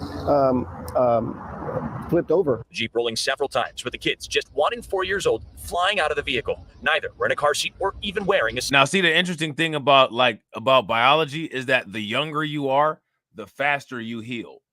You know what I'm saying? So like the thing that's interesting about this is like an adult in the car could have possibly gotten thrown or projected the same distance, you know what I'm saying, at the same intensity. And, you know, they might have sustained some broken bones. You know what I'm saying? They might have gotten some serious, severe injuries. But because these are kids and kids heal so quickly, like, I don't know if you guys ever seen like a kid, like a toddler or something like that, break a bone. It only takes 2 weeks for it to heal. Literally. An adult, man, that's like a 6 week, 7 week, possibly 2 month injury. A broken bone. You know what I'm saying? It's crazy, man. Seatbelt. I'm still shocked that they're alive. By state law, you're supposed to have a car seat if you're 8 years old or younger. Neither had the seatbelt on, so it's very reckless and irresponsible. It's that recklessness that could land Dad charges. As of now, no one has been officially charged, but HCSO is looking at every bit of evidence. There could be charges filed, so we're not ruling that out. We just want to complete a few loose ends. The good news out of all of this, both of those children are expected to fully recover. In East Harris County, Gage Golding, KPRC2 News. Hey, don't Deadpool have those fast healing abilities too? Shout out to Torian. Torian said, unless their name is Wolverine, X-23, or Lady Deathstrike, right? And Deadpool, yeah, I was about to say Deadpool's old weird self. He can heal too. Happy to hear that the kids are going to be okay. Car seats, though, we know they save lives when they are properly installed. But did you know that nearly half of all child car seats on the road right now are not installed properly? If the car seat is rear-facing, the seatbelt path is usually under the child's legs. If it's forward-facing, the path is usually behind the child's back. The American Academy of Pediatrics recommends that all infants and toddlers should ride in a rear-facing car seat. The child's chest strap should be at or below the shoulder. When you're checking the strap, make sure it is tight enough so that if you pinch the slack and if it comes up, that means the seatbelt is too loose. The Texas Department of Transportation offers free child seat inspections year-round at its district office. You can head to savemewithaseat.org to register. Well, and if anybody needs to do that, please make sure that you do it. Now, check this out. Washington, D.C., Fairfax County. Take a wild guess what happened. Take a wild guess what happened. Anybody want to throw in anybody want to throw in the comment section what they think happened? Take a wild guess what happened. You guys will never guess. This is something that we've never talked about ever.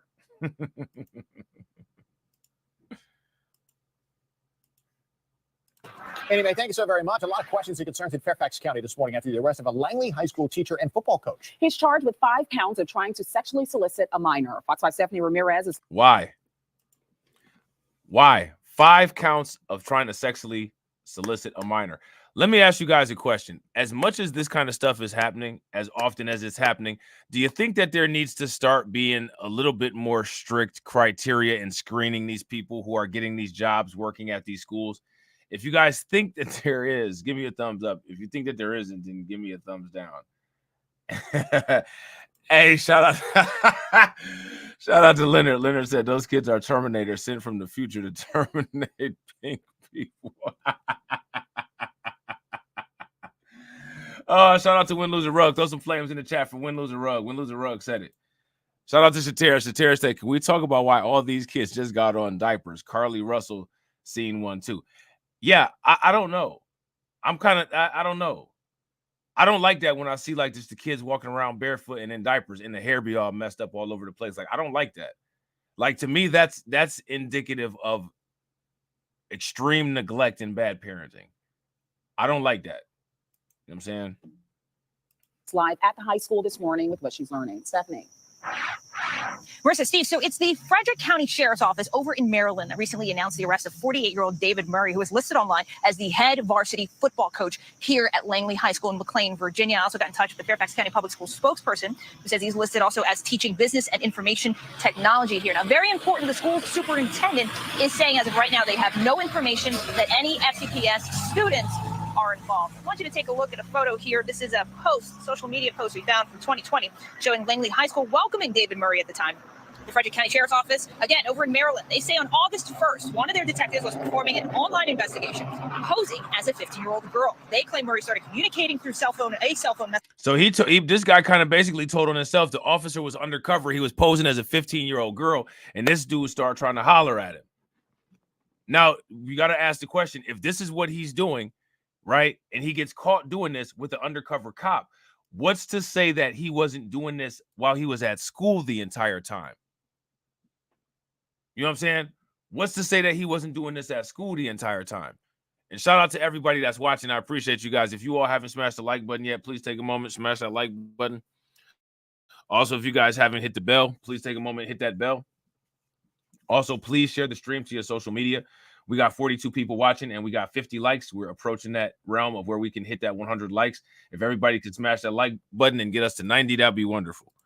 Was performing an online investigation posing as a 15-year-old girl. They claim Murray started communicating through a cell phone messaging app, and that the detective informed Murray several times he was speaking with a 15-year-old. The sheriff's office claims that did not stop him, alleging that Murray continued to solicit numerous sex acts. Now, with a warrant, Murray was charged. Fairfax County Police picked him up in Virginia on Friday. I actually just spoke with a football parent this morning who says this is his first time hearing this.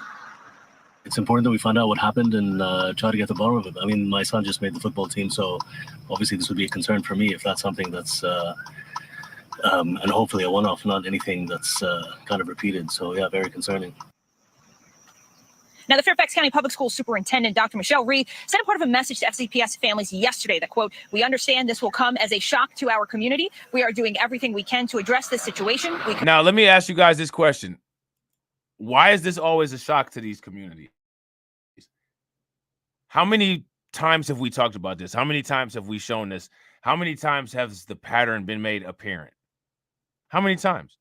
And every single time we go through one of these type of stories, it's still always a shock. Let me ask you guys this question. When you guys hear about a story like this taking place in the suburbs or a rural area, is anybody shocked? If you guys are shocked, give me a thumbs up. If you're no longer shocked anymore, ever, then give me a thumbs down. Commit to keeping you informed as we learn more, to be here to answer your questions or concerns, and to support students in any way they need. She's also advising any parents who have information they want to share to also contact Fairfax County Police. Now, Murray is suspended pending the investigation. He does have to be extradited to Maryland at some point. We don't know when that's going to happen, but we do know that he was arraigned on this now felony case in Virginia just yesterday. Guys, I'll send it back to you. All right, so there's that. Yeah, not good. Not good. Now, what we're about to do now is we're going to watch this lady fight for her life, right? She going to fight for her life. If I'm not mistaken, I think it's going to be on this video here. But where and how she's fighting for her life is wild. You know what I'm saying? It's wild. Check this out. Breaking news on WDSU. But first, breaking news from criminal court as the woman accused of helping her boyfriend after he set a house on fire, killing his 3 children inside, gets attacked in. Why would you do it? Why would you do it?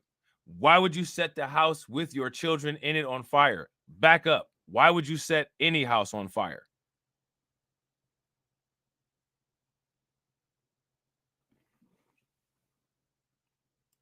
Why would you do it? All right, the tribunal is out. What kind of criminal consequence should someone who sets the house that their children in on fire and their children don't survive, what type of punishment should that individual get? Let me know in the comment section. Is breaking news on WDSU.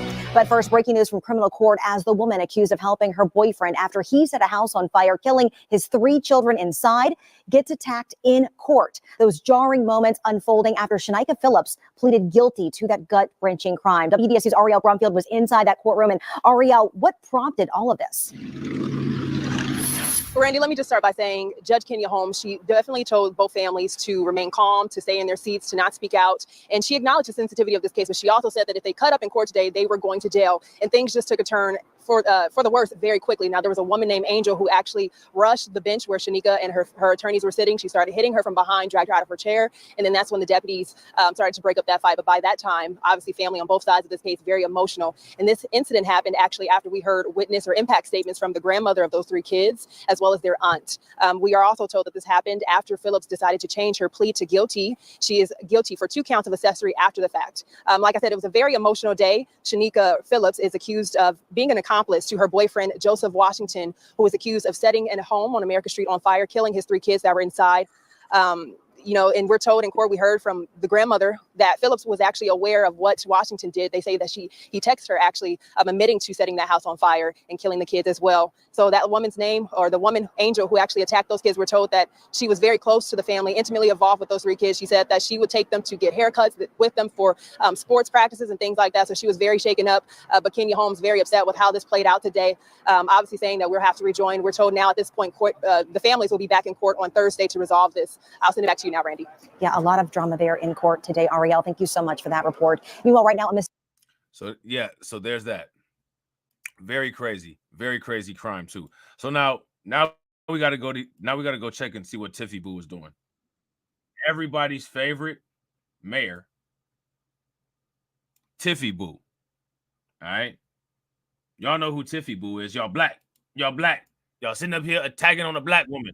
Y'all black. We about to see what she up to, because apparently there's been some new issues occurring with Mrs. Henyard.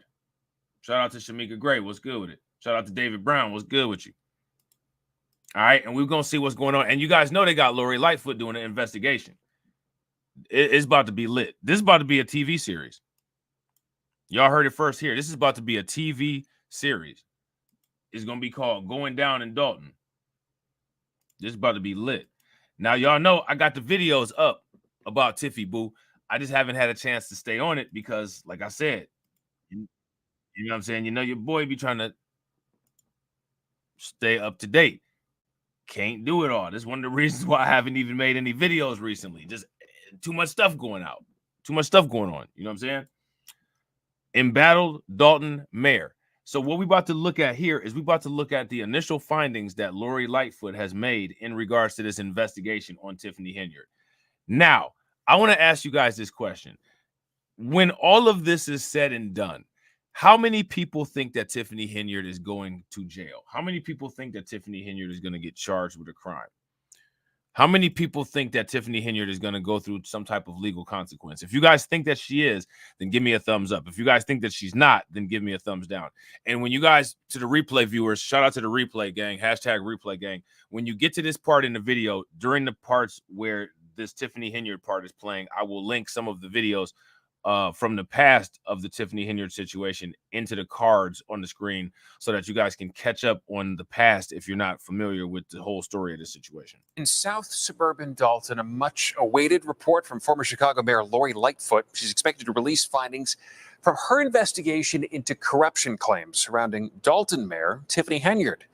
ABC 5's Regina Waldrop is live in Dalton tonight with what's expected to be a pretty tense meeting. Regina? Stephen Lightfoot launched this probe in April. For the first time tonight, she's expected to talk about the findings, and this room filling up fast with residents who are here for it. Now, Lightfoot just made her way into the room here at the Dalton Park District. Right now, she is talking to residents who are here. The former mayor and federal prosecutor was hired by 4 village trustees to investigate Dalton Mayor Tiffany Henyard's spending habits. During her 3-year tenure, Henyard has faced numerous allegations of corruption, reckless spending, and retaliation. Henyard's also the focus of a number of lawsuits and federal probes. Lightfoot is said to have also looked into a controversial tax. Now, here goes my question for you guys. Why does it seem like they can't get anything to stick when it comes to Tiffany Henyard? Why can't they get anything to stick? It seems like they've got a ton of allegations against her, and allegations just keep coming out. I mean, like, there's allegations every day, new allegations every single day, and they cannot get anything substantial. They can't get anything to stick. They can't get anything that they can nail her on. My question is, why? What do you guys think? Shout out to RT the Brand. RT the Brand says pretty privilege. If you guys agree it's pretty privilege, give me a thumbs up. If y'all disagree, give me a thumbs down. He said Tiffy Boo is part of the pretty gang. That girl from the pretty gang. Taxpayer-funded economic development trip to Las Vegas last year. Mayor Henyard was on that trip along with a handful of village representatives and her. Now let's just keep it a buck. Do Lori Lightfoot have pretty privilege? If Lori Lightfoot has pretty privilege, give me a thumbs up. If Lori Lightfoot does not have pretty privilege, then give me a thumbs down. on that trip, along with a handful of village representatives and her former assistant. That former assistant claimed while on that trip, she was assaulted by a Dalton trustee and later fired. She's filed a civil lawsuit against Henyard and the trustee, accusing him of assault and Henyard of retaliation. The Department of Human Rights is now investigating. Now, we did reach out to the Henyard administration for a comment, but we have yet to hear back. This meeting gets underway at 6:30, and we'll have a live report coming up tonight after the Olympics.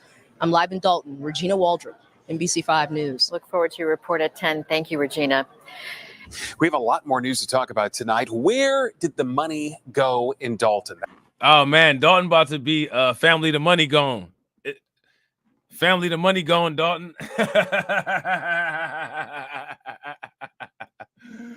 Oh, man. Family to money gone. I can't eat. I'm broke, nigga. I'm broke. Oh man, Windows and Rugg said no, like Red's dad from Friday. I don't know why you come down here messing with these folks. What you come down here messing with these people for? No. What kind of shit is that?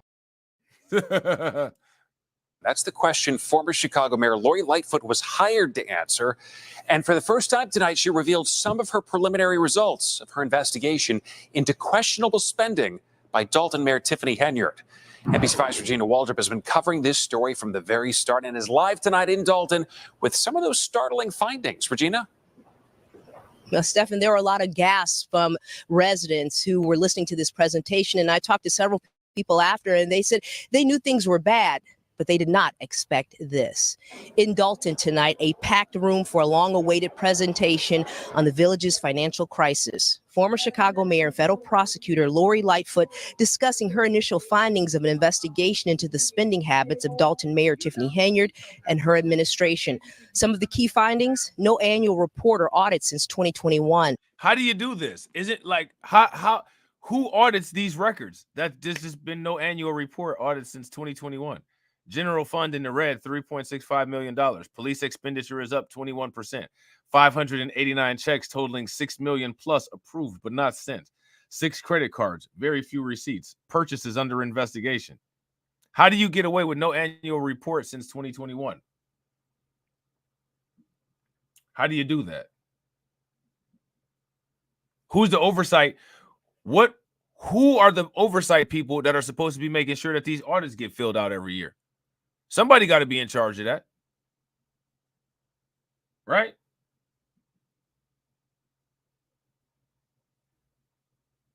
Yeah. Shout out to the specialist. The specialist says any other black person would have been taken down by now. So it has to be a W person behind Tiffany's crimes. Yeah, I agree. If you guys agree, give me a thumbs up. If you guys disagree, give me a thumbs down.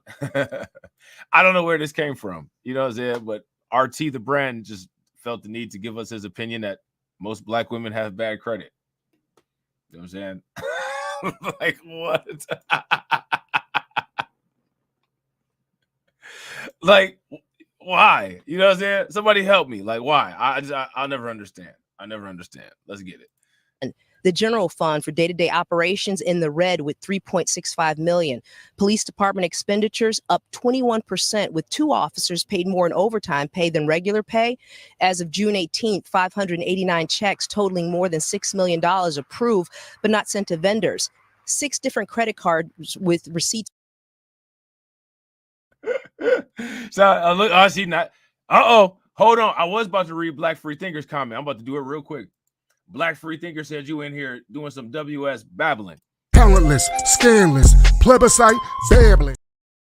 And Deneen ain't said nothing all stream. She probably been in both streams ghost watching and she ain't said nothing. But you done hit a nerve with that one now, boy. Turn this bitch up! Swing the remix God! I'll tear this bitch up! Turn this bitch up! I will! Turn this bitch up! I will! Turn this bitch up! I'll tear this bitch up! Yeah. Yeah. Shout out to Cameron. Cameron says RT just trying to trigger the black audience. And he gonna find out real quick that, you know what I'm saying, we ain't nothing about to happen, but he gonna get trolled right back. You know what I'm saying? It's rarely provided, and purchases under investigation, including $40,000 in charges to Amazon. What happened? You couldn't sign that checkbook right because your eyes was crossed, yo fish-eyed fool. That's probably what Lori Lightfoot said to Tiffany Henyard.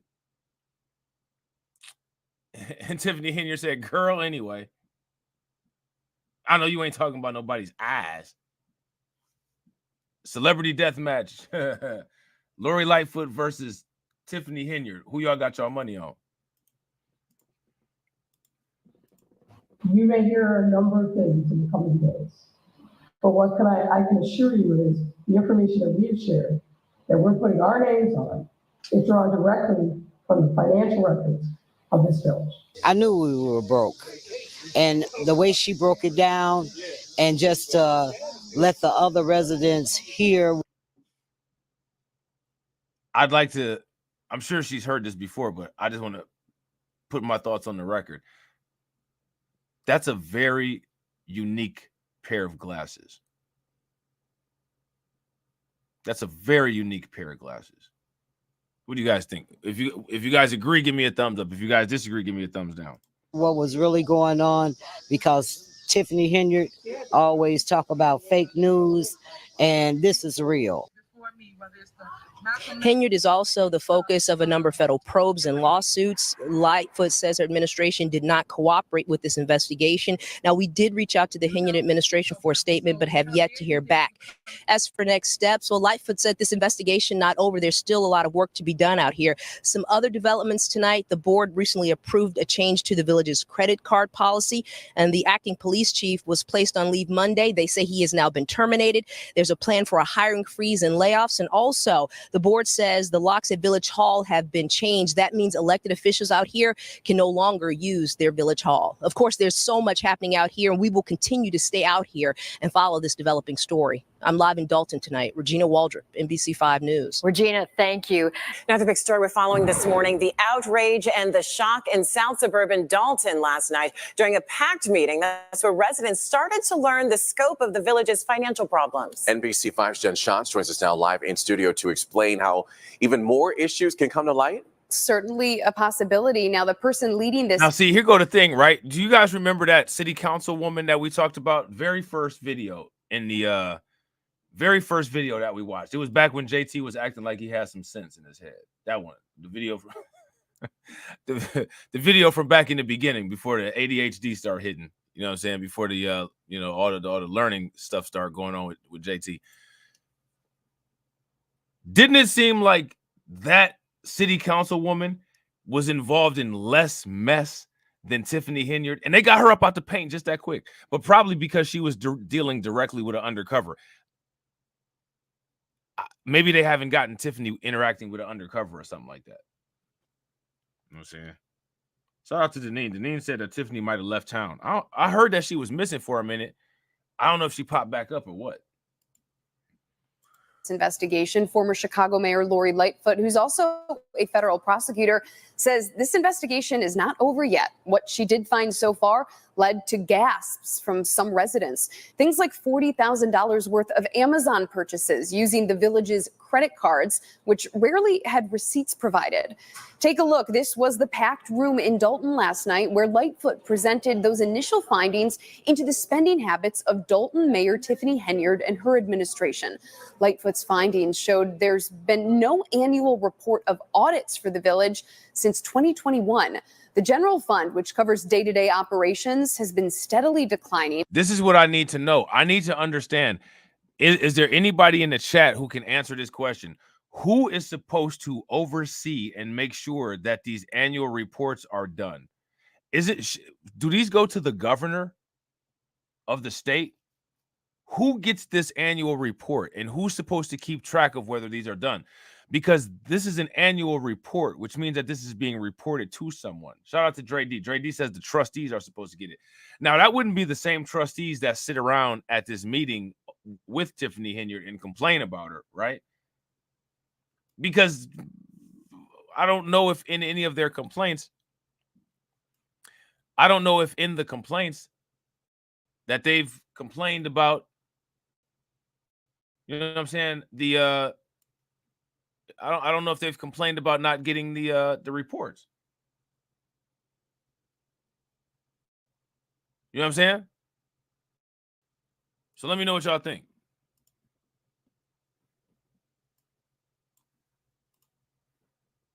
And is now in the red to the tune of $3.65 million. Police expenditures were up 21%. And since 2022, the village's average monthly expenditures are up nearly 30%. And as of June 18th, 589 checks totaling more than $6 million were approved, but they weren't sent to vendors. All of this while Henyard is the focus of a number of lawsuits and federal probes. According to Lightfoot, her administration did not cooperate with this investigation. So her administration did not cooperate with the investigation, which is that's a warning sign. That's a red flag. If you guys agree that that's a red flag, give me a thumbs up. If you disagree, then give me a thumbs down. But in my opinion, when these kind of things have occurred, if you are truly not guilty of anything, when you're not compliant with the investigation, it's pretty indicative that you're trying to slow some things down for some reason. You know what I'm saying? You know how I felt when I started seeing these numbers. So I can imagine how all of you are feeling after all this time being in the dark. And I just want to let you know that this isn't just a job. This isn't just some task. We feel this. And so we have worked very, very diligently, very hard under difficult circumstances to get as much information as we could to share with you. The village board did recently approve a change to the village's credit card policy. The acting police chief was placed on leave Monday and has since been terminated. There's also now a plan in So the acting police chief has been terminated. How many people do you all think are going to end up catching fallout behind this? A lot of people going to get prosecuted. A lot of people going to end up going to jail. A lot of people going to end up losing professional licenses, losing their jobs and stuff like that. I think a whole bunch of people, there's going to be like a domino effect, and all of these dominoes are going to start to fall down. All of these people behind Tiffany Henyard. You know what I'm saying? place of a hiring freeze and layoffs. NBC5 has reached out to Henyard for a statement on all of this. We've yet to hear back. And on top of this, the village. Shout out to Deneen.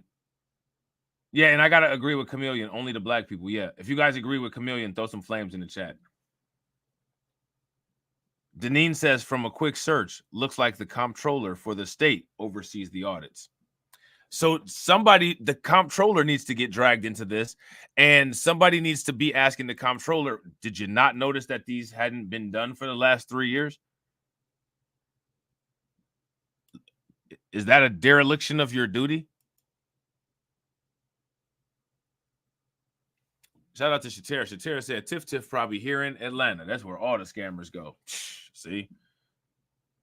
She down there eating steak and shrimp. You know what I'm saying? Village board says locks at Village Hall have been changed for at least the third time. That means elected officials don't have access. Still a lot of chaos, a lot of unanswered questions here, and potentially more figures to be sorted out, something we will be following very closely. Evrod, Michelle? We want to highlight a couple of credit card purchases.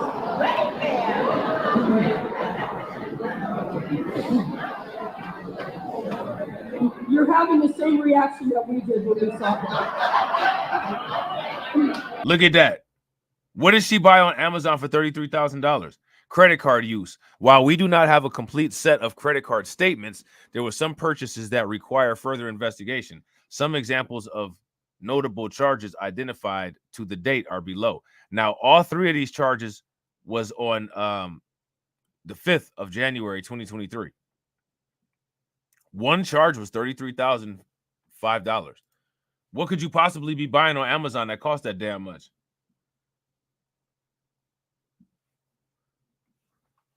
One of the purchases was $33,000. Like, for real? Like, okay.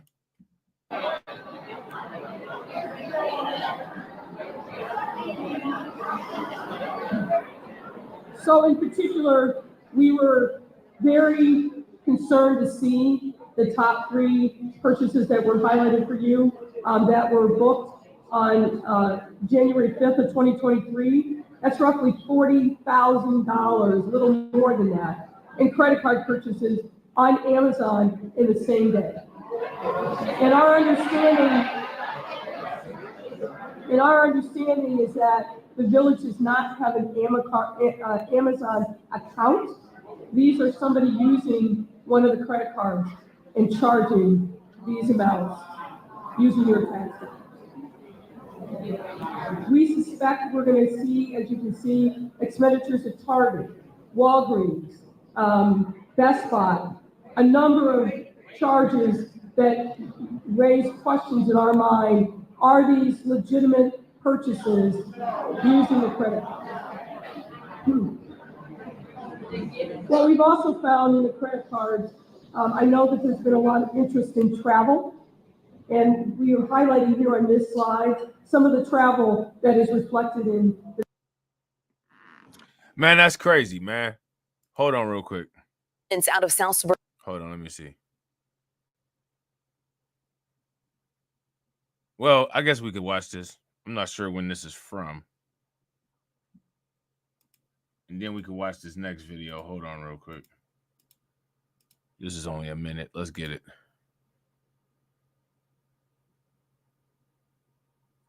Yeah, this is ridiculous. And this has been going on for a long time. Out of South Suburban Dalton this morning, where the board says the financial situation is so bad they had to dip into TIF funds to pay village employees. They also approved some. Oh, when they said they had to dip into TIF funds, I thought they was actually talking about Tiffany. I thought they was talking about Tiff. I thought they was actually dipping into her actual funds, but this is something else. Layoffs, including placing Deputy Police Chief Louis Lacey on an administrative leave. It's unfortunate, but we have to make these tough decisions so that we can make payroll. The board also froze credit card spending. It means only the director of administrative services can use the village credit card on approved expenses only, and they can only spend $5,000 at a time. Along with the financial issues, Mayor Tiffany Henyard brought up former Chicago Mayor Lori Lightfoot's ongoing investigation. You guys have bills on the list as it relates to political issues, and you guys know you can't use government funds for political bills. Remember, they say we ain't got no money, but they found money for a lawyer. Remember that. The board also discussed putting a village-owned property on the market. It was supposed to become a Dalton police station, but the village doesn't have the money to make that happen. They did not put it up to a vote. It's out of South. So, I mean, it's just, I don't know what to say about all this, man. I don't know what to say about all this. This thing in Dalton has been going on forever. How many of you all have ever watched a live Dalton City Council meeting? I'm gonna tell you, if you haven't ever watched one of these days, next time they have one, I'm gonna try to stream it live. Them bad boys be lit. They be lit. If you ever seen a Dalton City Hall meeting live, give me a thumbs up. If you guys haven't, then give me a thumbs down. The next time, I'm gonna try to catch the rest of them. Next time they have them, those are lit. We about to get some popcorn. We about to sit back. We about to kick back, and we about to watch this like it's a TV show. The anger tonight at a Board of Trustees meeting in Thornton Township. The board and citizens looking for accountability to their finances, while the township supervisor, Tiffany Henyard, is under investigation. NBC 5's Regina Waldrop live from that meeting tonight with the latest. Regina? Good evening, Stephan. This was a long and at times a heated meeting. So you had a number of trustees looking at ways to curtail spending by the administration here. But then you had the town supervisor here also upset with several trustees who had voted at a previous meeting not to pay certain vendors or payroll.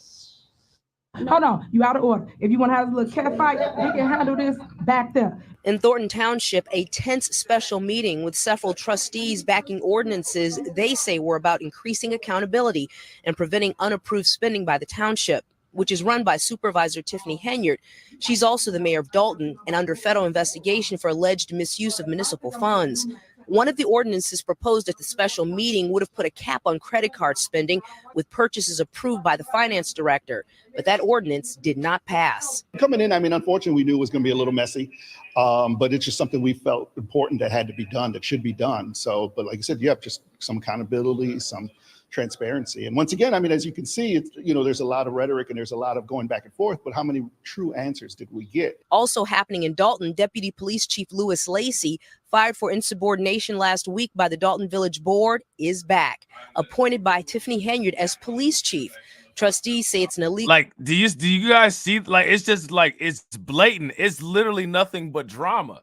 Like this is an entire drama series. That's it. That's all it is. Look, right. Did you hear her say that? Shout out to Deneen. Tiffany said, thought you didn't have any money, but you found money for a lawyer. Remember that. She said it just like that. Thought you didn't have no money, but you found money for a lawyer. Remember that.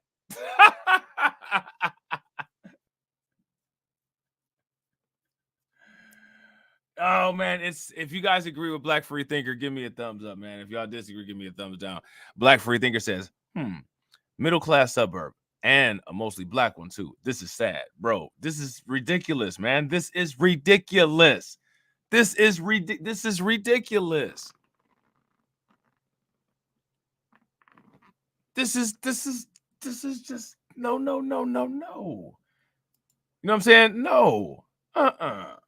There's a lot of rhetoric and there's a lot of going back and forth, but how many true answers did we get? Also happening in Dalton, Deputy Police Chief Lewis Lacey, fired for insubordination last week by the Dalton Village Board, is back, appointed by Tiffany Henyard as police chief. Trustees say it's an illegal appointment. Lacey was arraigned on federal bankruptcy fraud charges Thursday afternoon. It's alleged that he lied under oath in a scheme to hide assets and income from creditors. Well, Mr. Lacey is absolutely not guilty of all 9 counts. I think the government likes to bring as many counts as possible, just so the media will say that he has been charged with 9 counts. As for Lacey's appointment as chief, well, Dalton trustees, a majority of them tell me that they're talking to legal counsel right now to consider their. And I agree, bro. And that's how you get into these type of problems right here. That is exactly how you get into this type of situation right here. Dre D says local government is a lot of people playing politics with everyone else's money with no credentials. Absolutely. If you guys agree with Dre, give me a thumbs up. If y'all disagree, give me a thumbs down.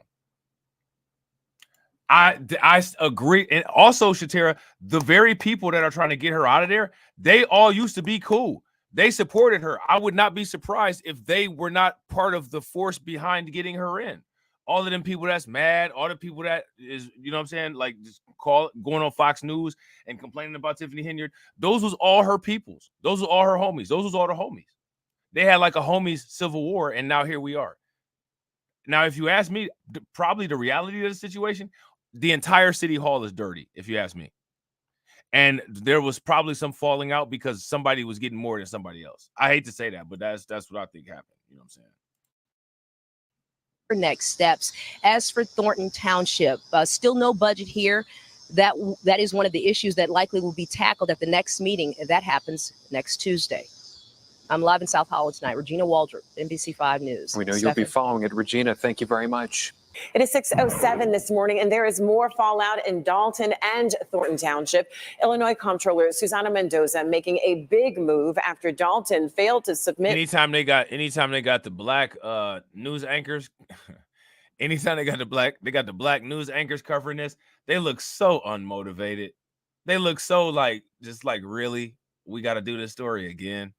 We got to do this story again. Can we please get this over with so we ain't got to do this? They look so irritated. And I don't blame them. Like, look at homeboy right here. He like, yep, I showed up today. You know what I'm saying? And I got to agree. If you guys agree with Carla, give me a thumbs up. If y'all disagree, give me a thumbs down. Carla says, black people know we have to be meticulous when we are in a government office. Yeah, absolutely. And even being meticulous at times, even that's not enough sometimes. You know what I'm saying? It required documents. And the Thornton Township deals with more money troubles during a special meeting. NBC5 Sandra Torres joins us now live from our control center to kind of break down all these latest developments. Sandra. Yeah, Everett, with that big announcement by Illinois Comptroller Susana Mendoza, she made a move to encourage Dalton's administration to follow the law without penalizing town residents. So Mendoza stopped the offset fund payments to the south suburb, which amounts to about $135,000. Those are payments from those who owe traffic fines and parking tickets and other municipal dollars. In a statement, Mendoza says that for 2 years, Mayor Tiffany Henyard's administration has not submitted required financial reports to her office. Meanwhile, last night, a very long and heated meeting in Thornton Township. Tiffany Henyard is also the town supervisor there. As we know, she's under federal investigation for alleged misuse of municipal funds. So last night, she was upset with several trustees who had voted not to approve paying some vendors. I think you should pay everybody. Is it the reason why you guys are not paying whatever that vendor is? What was it for? It was for shirts. That's what it's for. You have an invoice? They do. When can we see that? You can see it whenever you want. So let me just be crystal clear up here. Right now? You can see it whenever you want. Right now? Well, the clerk has everything. And several trustees continued to ask for invoices to make a more informed decision, they said, on those payments, but they did not receive them. Some of the trustees are also backing ordinances they say were meant to increase accountability to prevent unapproved spending by the township. One of the ordinances proposed would have put a cap on credit card spending with purchases approved by the finance director. That ordinance did not pass. Dalton trustees say they are now talking to attorneys to see what their next steps are going to be. Live from our control center, Sandra Torres, NBC5 News. We'll definitely continue to follow this one. Sandra, thank you. We are following some breaking news out of suburban Dalton. And this comes just days after the trustees terminated the deputy police chief. Now the mayor of the village, Tiffany Henyard, has appointed him to a new position. NBC5's Regina Waldrop has a reaction on today's announcement. Good evening. An illegal appointment. That's what the trustees I talked to are calling this. They say the news took them by surprise, and now they're talking to legal counsel to figure out their next steps. Now, it was last Monday that Deputy Dalton Police Chief Lewis Lacey was put on administrative leave by the Dalton Village Board. Trustees say he returned to work the next day and was later fired for insubordination. Then today, trustees say they got word that Mayor Tiffany Henyard has now appointed Lacey as police chief without trustees voting on this appointment. And they say Lacey has also not been sworn in to the position. Now, Lacey was in court a short time ago. He was arraigned on federal bankruptcy fraud charges. It's alleged that he lied under oath in a scheme to hide assets and income from creditors to avoid paying more than $40,000 in a lawsuit. I gotta agree. Well, Mr. Lacey is I think it triggers a lot of people, sadly, including, you know what I'm saying, some other black people. Would you guys agree? If you guys agree, give me a thumbs up. If y'all disagree, give me a thumbs down. I think that some people do get triggered by it. It's really weird. You know what I'm saying? But they do, though. Man, I'm telling you, it literally just never stops. Like the ridiculous stuff. It just don't never stop. How many people heard about this pink cocaine and this pink crack? Have you guys heard about that?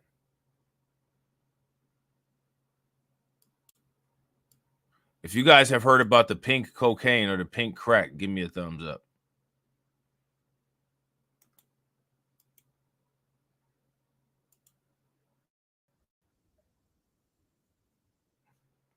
They say that it's got fentanyl in it. Shout out to Fantizzy. What's good with it? They say it's got fentanyl in it. This dude looks crazy. He looks like that doctor that's on American Horror Story. You know what I'm talking about? Shout out to DSB. What's good with it? Shout out to Dre D said it's not a part of your circle. Bro, stop lying. We all know a good crackhead. No, I'm just playing. I'm just playing. absolutely not guilty of all 9 counts. I believe he's cooperating. And if you cooperate, you have to admit your guilt first. And happening here tonight in South Holland, a special meeting called by the Thornton Township Board of Trustees. They have a number of items on the agenda looking to curtail spending that they say is being done by Mayor Tiffany Henyard, who is also township supervisor. We should also mention that the township is now into its new fiscal year and still without a budget. Reporting from South Holland, I'm Regina Waldrop, NBC5 News. Regina, thank you very much. Now to South Suburban Dalton. It's in deep debt, and that is the finding of an investigation of village finance. Now, let me ask you guys this question. What happens if Dalton goes bankrupt? Then what? And real quick, shout out to everybody that's watching. I appreciate you guys. If you all haven't smashed that like button yet, please take a moment, smash that like button. Also, if you guys have not hit that bell, please take a moment, hit that bell, and also please share the stream to your social media. We got 34 people watching, and we got 54 likes. If everybody can bang on that like button and get us to 80, I would greatly appreciate it. and the spending habits of beleaguered Mayor Tiffany Henyard. NBC 5's Regina Waldrop reports some. Hey, what did Easdale say? He said, "Hey, man, I steal, I don't kill." You know what I'm saying? Black free thinker like, "Hey, man, I smoke, I don't snort." You know what I'm saying? I don't think you've changed a thing. Go on, jump. No, I don't want to jump. Yes, you do. You smoke crack, don't you? Oh, man, that's classic, man. Say they're not surprised and more bad news is likely to come for this small town.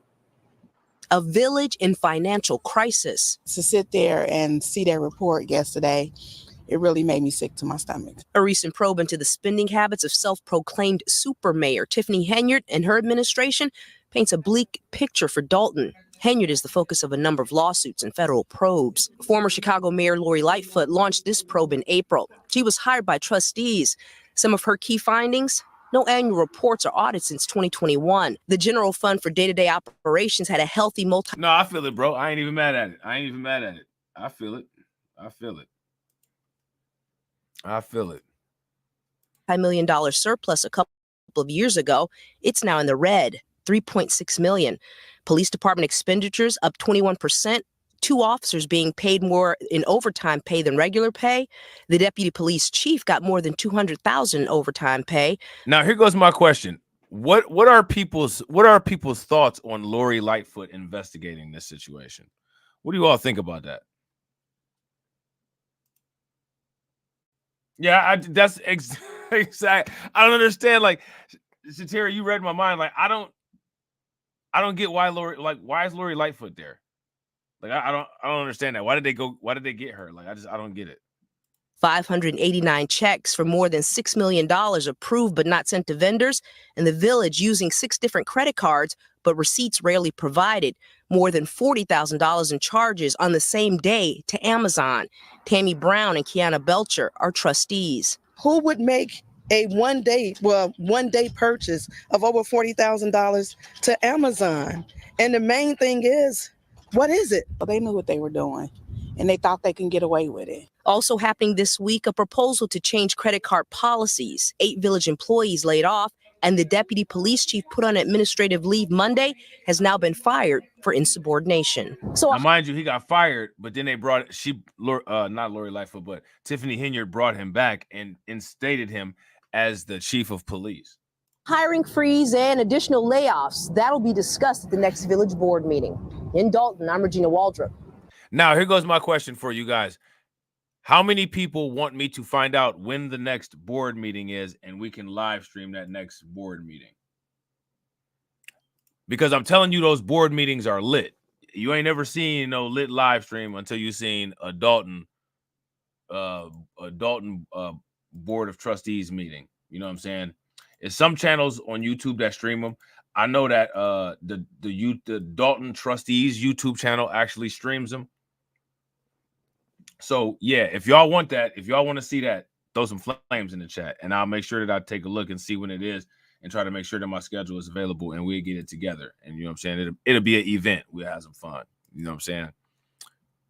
Now check this insanity out right here. This shows a voyeur running out of Target. Somebody must have caught him being a peeping Tom, and they ran his butt out of Target.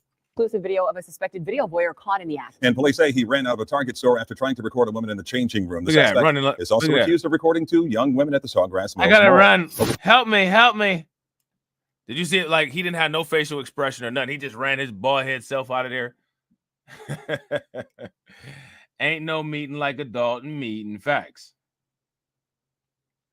Shout out to Dre D. Dre D said you should do a live roundtable with it. Who would be on the roundtable?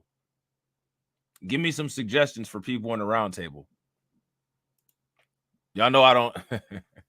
Y'all know I'm real. I don't really be. I'm real selective. You know what I'm saying? Who I be. You know what I'm saying? Be collaborating with. So if it ain't like, if it's not the vast choices of like about the 10 people that I deal with on YouTube, I don't know if it's gonna happen. Looking kind of bleak. New exclusive video of a suspected video voyeur caught in the act. And police say he ran out of a Target store after trying to record a woman in the changing room. The suspect is also accused of recording 2 young women at the Sawgrass Mills Mall. Local 10's Rush Low. Joining us live now from Fort Lauderdale. He was doing the hokey pokey run right out of the store with perfect posture and a straight face.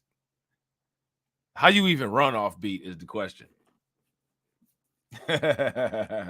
How do you run off beat? Like, look at this, man. He's like, help me. Then he's running through the aisles. New exclusive video of a suspected video voyeur caught in the act. And police say he ran out of a Target store after trying to record a woman in the changing room. The suspect is also accused of recording 2 young women at the Sawgrass Mills Mall. Local 10's Rush Low. Joining us live now from Fort Lauderdale with a closer look at this exclusive video. Rush. Well, this guy's a fitness trainer and he sure can run, but we're not talking about running on a treadmill. We're talking about running out of this Target behind me. Let me tell you the significance of this exclusive video, and this comes from Fort Lauderdale police. Yeah, I'll have Torian. They think this guy may be behind additional despicable acts, and they really want this video out there.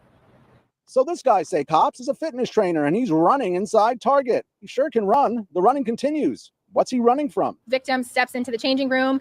Hey, did y'all see how he cleared the door right before it was about to close? He thought he was really on an action movie. Look at him. Torian and TD. TD might be busy.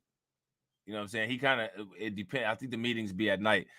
It might be kind of difficult to get TD at night, but I'll definitely, once I figure out the dates and all that, y'all can help me figure out the dates too. If y'all find some information and let me know, drop it in the Discord.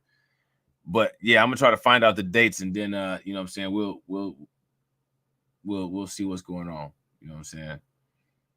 Look at him. He's like, the door's about to close. The Mission Impossible music was playing. Then. Yeah, keep it 100 would be good. Yeah, I agree. Shout out to John Guillory. Yeah, I should. Yeah, he probably would be able to. He probably would be able to hop on the stream too. Yeah, I'll definitely holler at them. TD, keep it 100 and Torian for sure. I gotta get out of here before the store closes. It was like an action movie right there. Shout out to Endless Rug. Looking like a G Agent 47, right? You know what I'm saying? Why are you gay? Oh, man, this is bad. This is bad. Victim steps into the changing room. She's in the middle of changing, and she sees a cell phone come under the changing room door. It's Fort Lauderdale at the end of May. This guy is able to run. And hey, he did the old cell phone under the... He did the old cell phone under the skirt trick. That's crazy.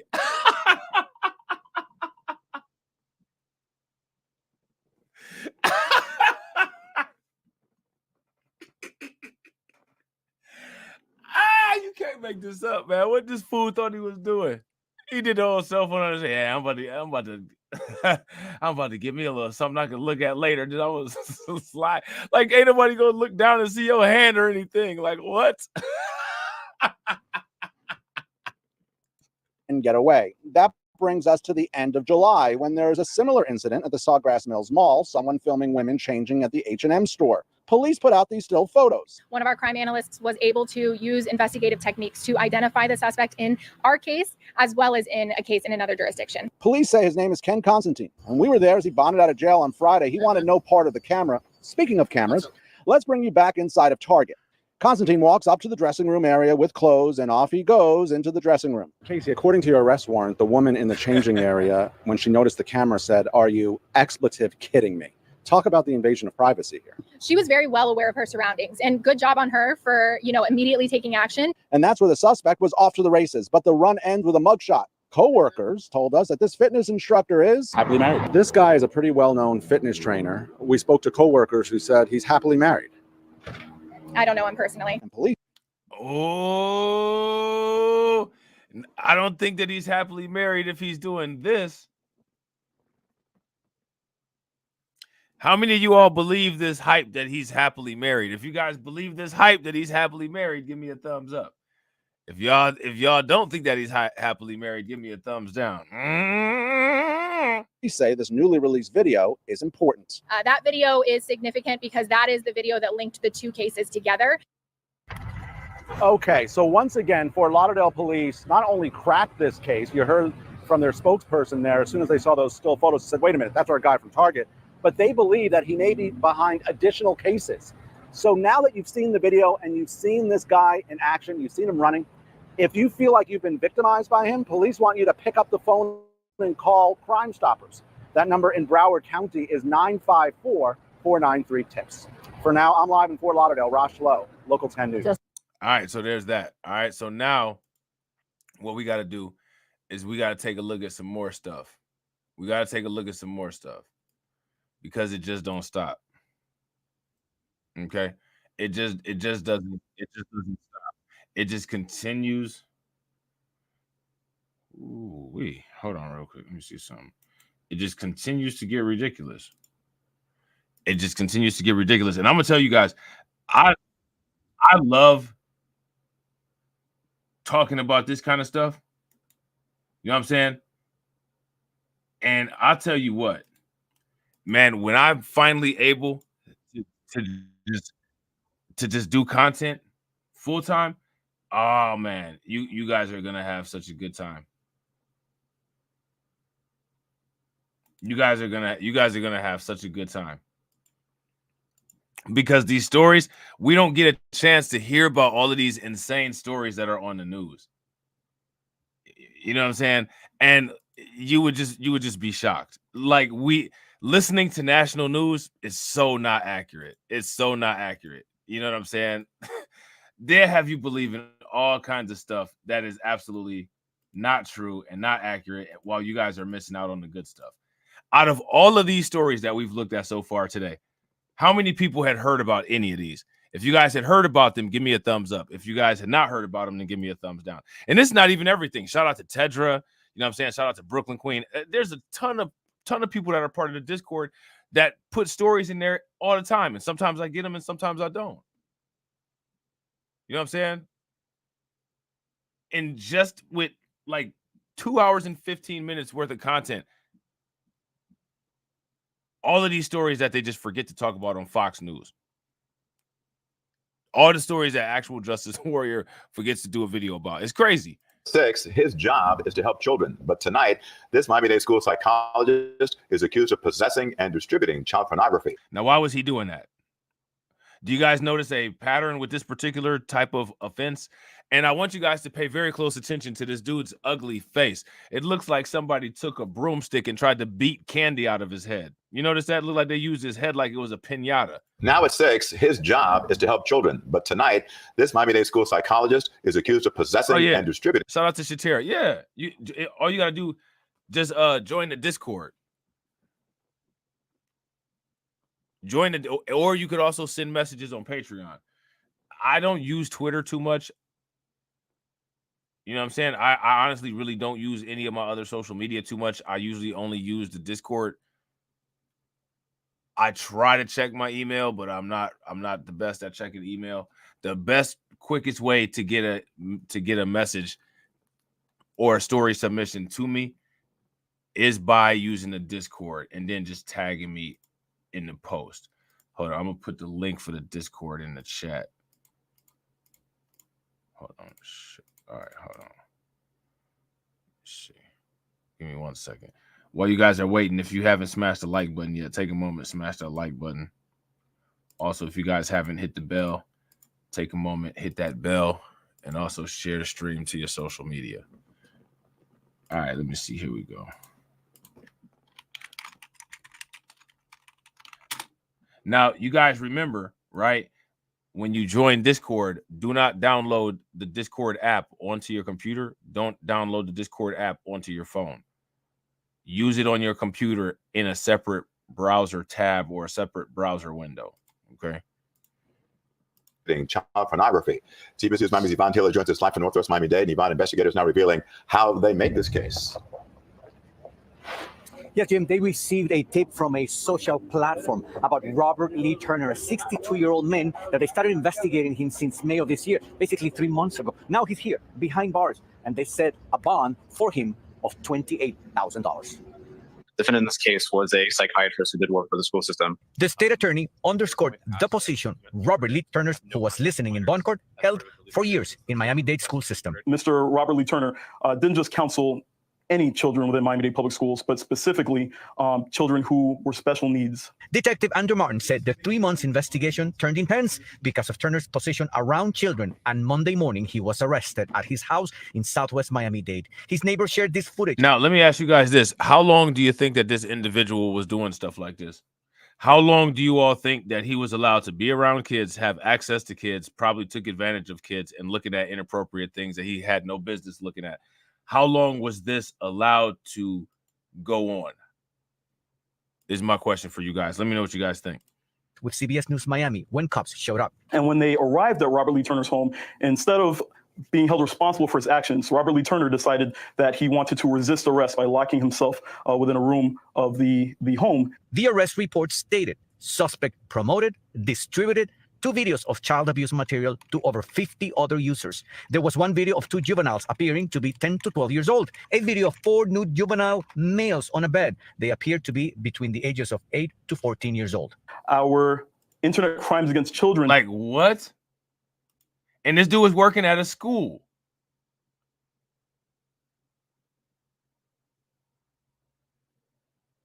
Look at the 2 bottom bullet points. Do y'all see the 2 bottom bullet points?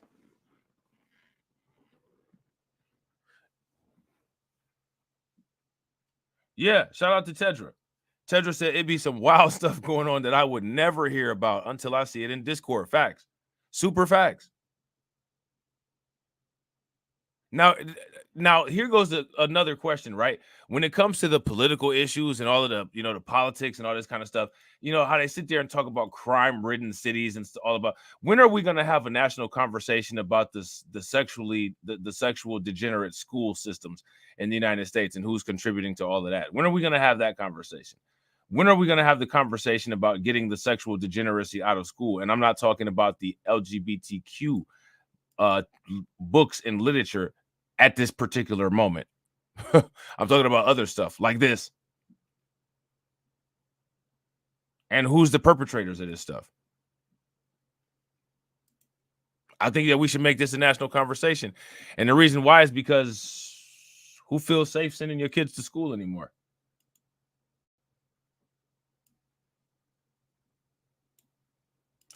The faces that society have tried to program people to trust are proving themselves not trustworthy. Now, let me ask you guys this question. Who's responsible for that? Let me know who's responsible for that. 1 video of 2 juveniles appearing to be 10 to 12 years old. A video of 4 nude juvenile males on a bed. They appear to be between the ages of 8 to 14 years old.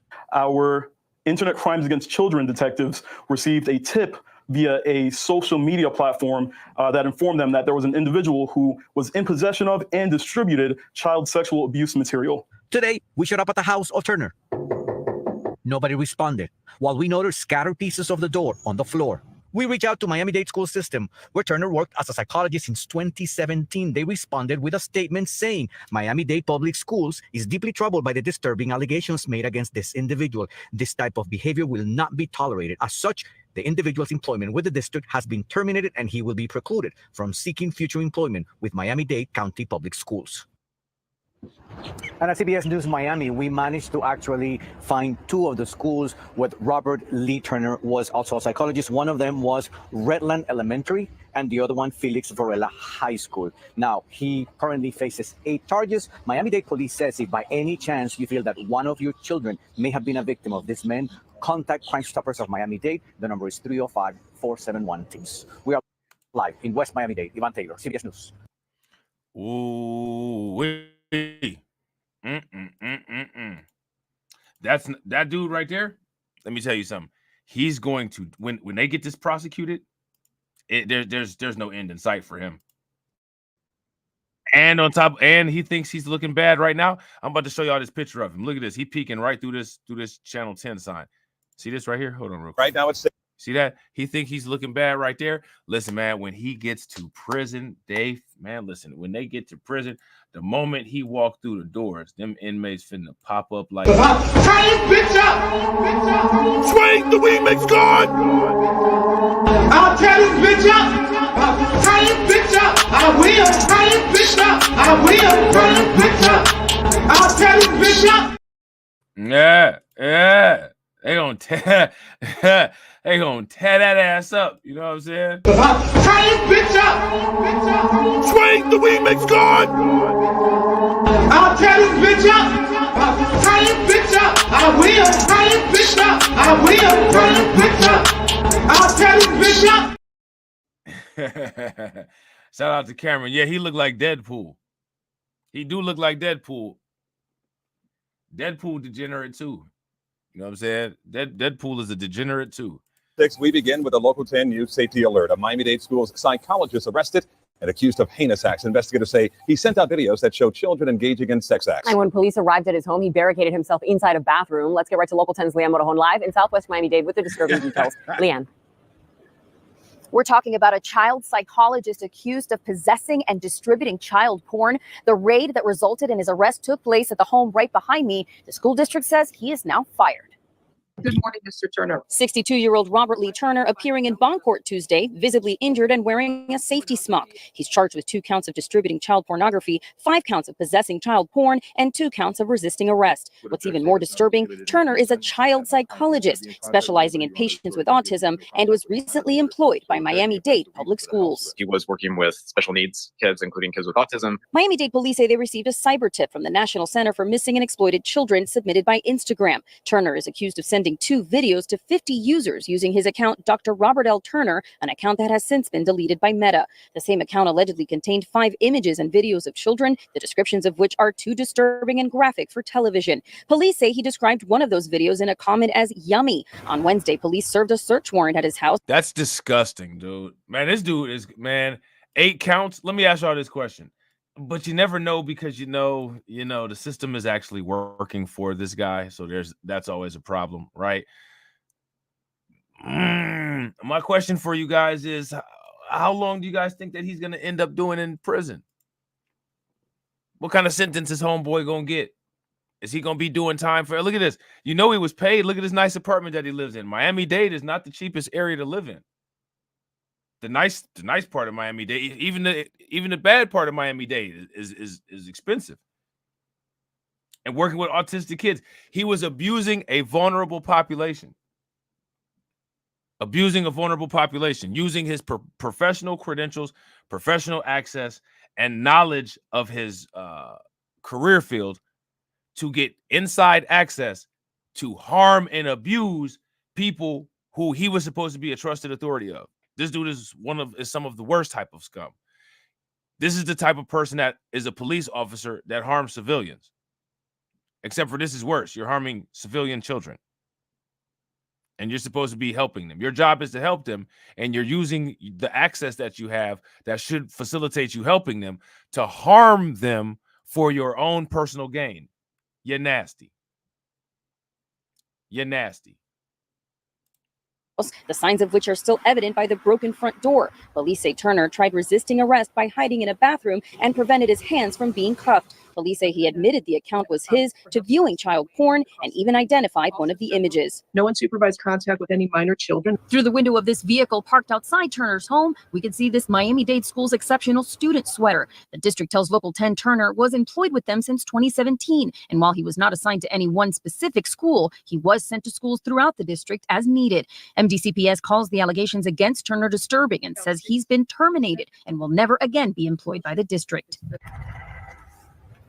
The judge ordered Dr. Turner held on a $28,000 bond. If he posts that bond, $28,000. I don't think that's enough. And they're still calling him doctor.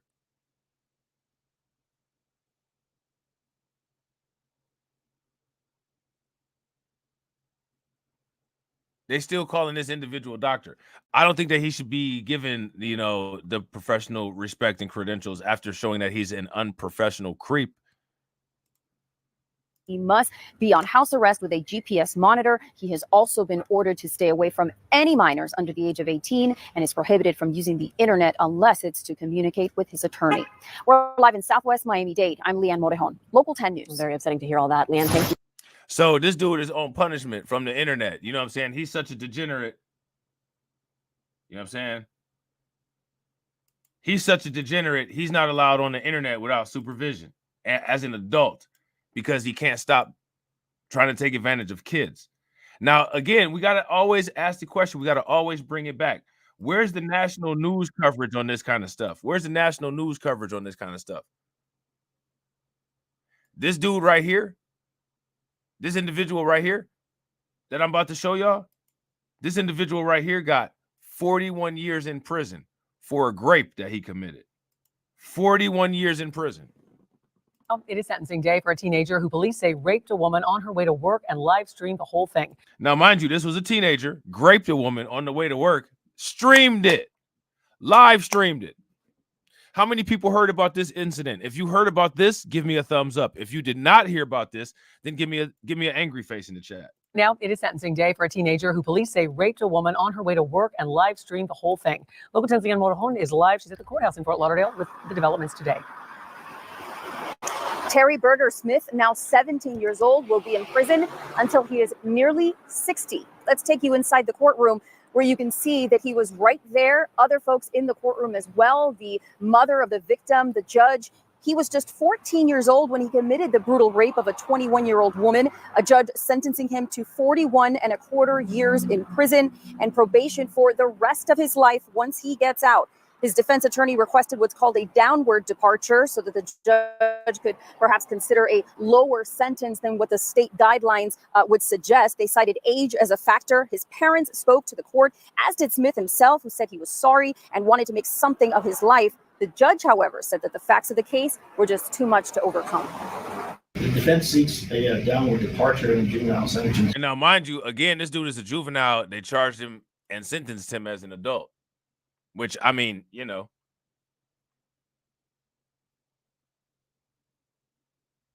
you raped somebody and you live streamed it. You know what I'm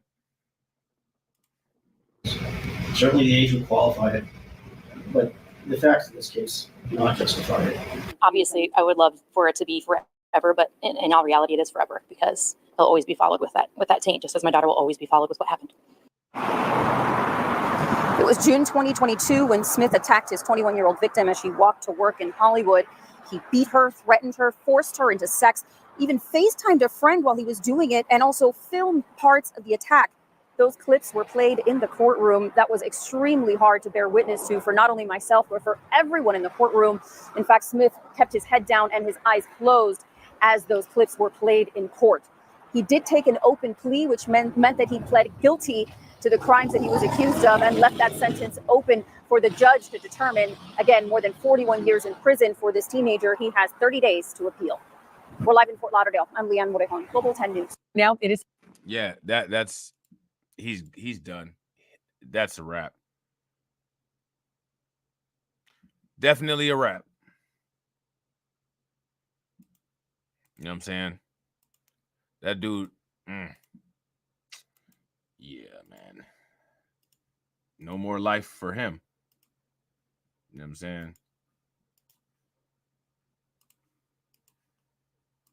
Sentencing day for a teen accused of kidnapping and repeatedly raping a woman back in 2022. And Local 10's Leanne Morejon is joining us. She's outside the courtroom in Fort Lauderdale with a sentence just handed down. Leanne? More than 40 years in prison for Terry Berger Smith, who was just 14 when he committed a brutal crime. He did an open plea, which spared the victim in this case the pain of a lengthy trial, but left the ultimate sentence open for the judge to determine. Terry Smith Berger, now 17, will be in prison until he's nearly 60. Things that he did, not only physically, but emotionally to this woman, is tough.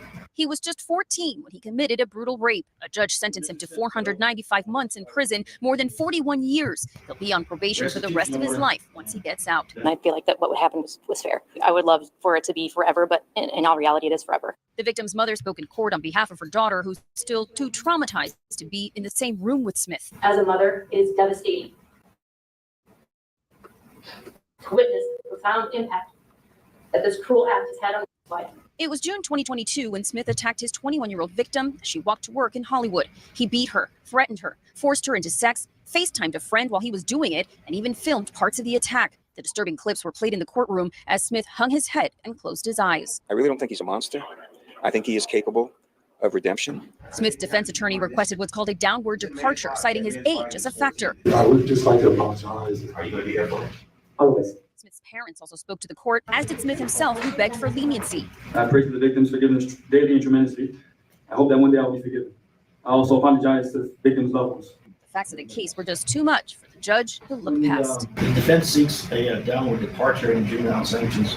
Certainly the age would qualify it, but the facts of this case do not justify it. Smith's parents declined to comment after that sentence was handed down. The defense attorney representing Smith says that they will consider an appeal. They have 30 days to file one. Reporting in Fort Lauderdale, Leanne Morejon, local. All right, so there's that. All right, so now here goes some surviving the suburbs type stuff. Yeah, he's cooked. He's cooked. Simp cells on the loose. Exactly, Brooklyn Queen. That's exactly what that is a toxic, radical, blue-pilled, violent simp cell. That's exactly what that is. And that's exactly what those people do. Now, this right here, this is straight out of the suburbs right here. Straight out of the suburbs. This is straight out of Smallville right here. Right here. Check this out.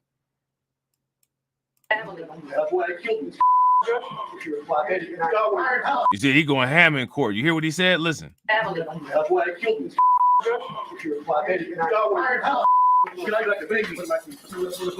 Chaos in the courtroom. A 75-year-old killer verbally attacks the wife of the man he murdered. The outburst happened before that shooter learned how many years that he would spend behind bars for killing a man over dog poop. NBC6 reporter Christian Colon was inside the courtroom when the mayhem erupted. That's why I killed this guy.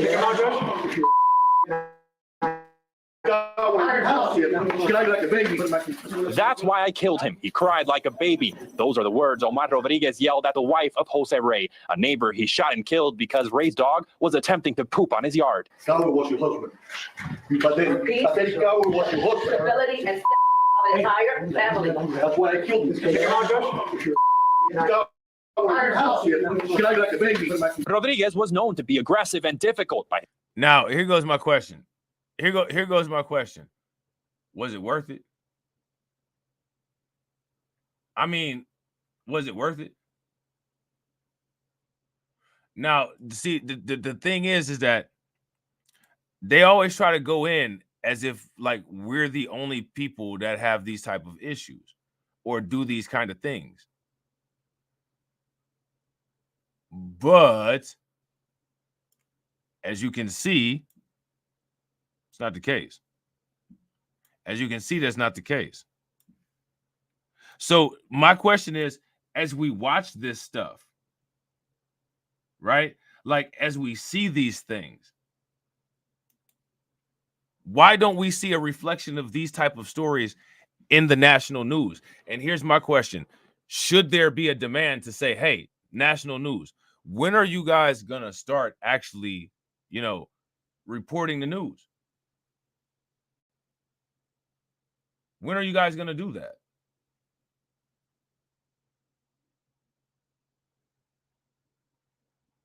When are they going to do that? Because it don't look like they're going to do it anytime soon. You know what I'm saying? His lifelong Kendall neighbors. The guy we saw in there yelling, is that the neighbor that That's exactly Yeah. what it is. Yeah, that's exactly his Exactly behavior, what and it is. we were not expecting anything less. Jurors convicted the 75-year-old in May for fatally shooting Ray. Today, he was hoping a judge was mild with how many years he would spend behind bars. But Rodriguez was sentenced to life in prison. He's going to be sentenced to life with a 25-year mandatory minimum term. Ray's wife content he won't get out, but wanted more. I wish, though, that the death sentence would have been on the table, because at the end of the day, I mean, we got to just look at this. Why is there a dog poop killing?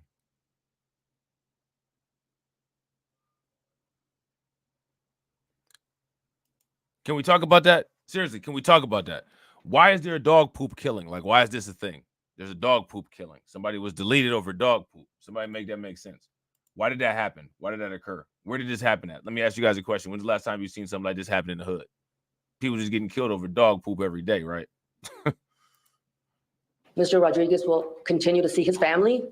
They'll be able to visit him and see him. I'll never get to see my husband again. As for how Rodriguez attacked her while she spoke about her loving husband, Lisette says she's unbothered. I wasn't listening to exactly what he was saying. I was tuning him out. I was just reading my thoughts. His words are irrelevant. He is irrelevant in my life right now. He is pond scum. And Rodriguez's attorney was speechless with how his client behaved today. The 75-year-old was removed before even learning he will spend the rest of his life behind bars. In a jail call release, the killer said if he had to do it all over again, he would do it the same way. In Miami, Christian Colon, NBC6 News. I mean, that's just crazy. So if you could do it again, you would do it the same. You would do it the same way.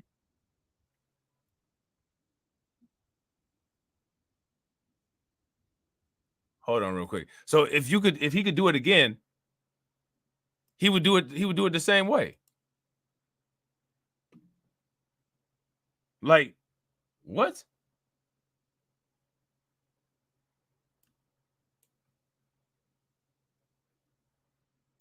Somebody make it make sense. So there was some laws that just got hit with the laws. Some corrupt prison guards that just got in trouble for deleting a San Jose inmate. Now, they got in trouble for this back in 2015. Somehow they just ended up getting charged. So we're going to take a look at this. How many people heard about this story? If you guys heard about this story, give me a thumbs up. If you guys did not hear about this story, then give me a thumbs down. But yeah, it's going down. You know, we don't talk about the law enforcement because this never happens. So we just gaslight on Twitter and act like anytime somebody has a concern about law enforcement, it's unfounded, except for when they find stuff like this on the news and we talk about it. In the South Bay, guilty pleas from 3 former Santa Clara County jail guards accused of beating a mentally ill inmate to death. The deputies were convicted of second-degree murder back in 2017, but a change in California law led to that conviction being overturned. Well, now, after already serving yeah, he was kind of aggressive with it, wasn't it? Hurry up and get me back there then. Before I delete somebody else. Like, bro, like, calm down, man. He was one of those big old dudes, too. You know what I'm saying? It's just old, big, and rude. You know what I'm saying? 7 to 8 years in prison, the 3 have pleaded guilty to a lesser charge. On First Dan Kerman reports. The 3 former Santa Clara County jail deputies whose second-degree murder conviction was overturned due to a change in California law were back in a San Jose courtroom Tuesday, pleading guilty to voluntary manslaughter in the beating death of mentally ill inmate Michael Tyree back in 2015. These guards who were sworn to protect our... So now, again, I want you guys to pay very close attention.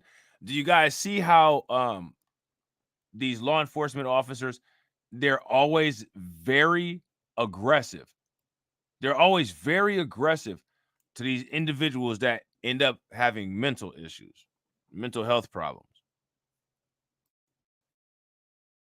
You guys notice that pattern? If you guys notice that pattern, then give me a thumbs up. If you don't notice that pattern, then give me a thumbs down.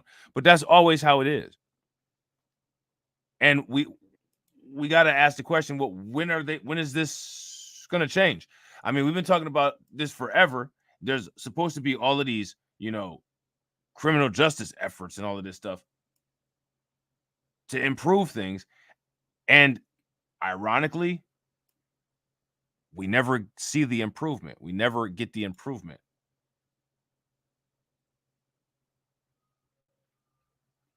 Yeah, facts. Shout out to John Guillory. John Guillory said, hey, Rob, he looks like a guy that had a barn somewhere with bodies. Yeah, he do. Hey, did you hear about that individual in Florida that had he was a white dude and he was dating a black woman and he ended up deleting her. And I'm not sure. I think they found part of her body, but like he had like this well, I think, with alligators in it. And like he put her body in there and like they hadn't found the body for a long time. Like, you know what I'm saying? This, man, listen, there's a lot of pitfalls and weirdo stuff that goes on in the rural areas and in the suburbs. People got to be careful about that, man. Leonard Shout out to Leonard. Leonard said he went in there yelling, "Let's get to the Chun Chun boys." Yeah, they didn't know what was going on, man. The police was all confused. He was like, "And I did it." You know what I'm saying? Everybody's like, "What's up, man? What's good with it?" Shout out to my man, We Lit. What's good with you, bro?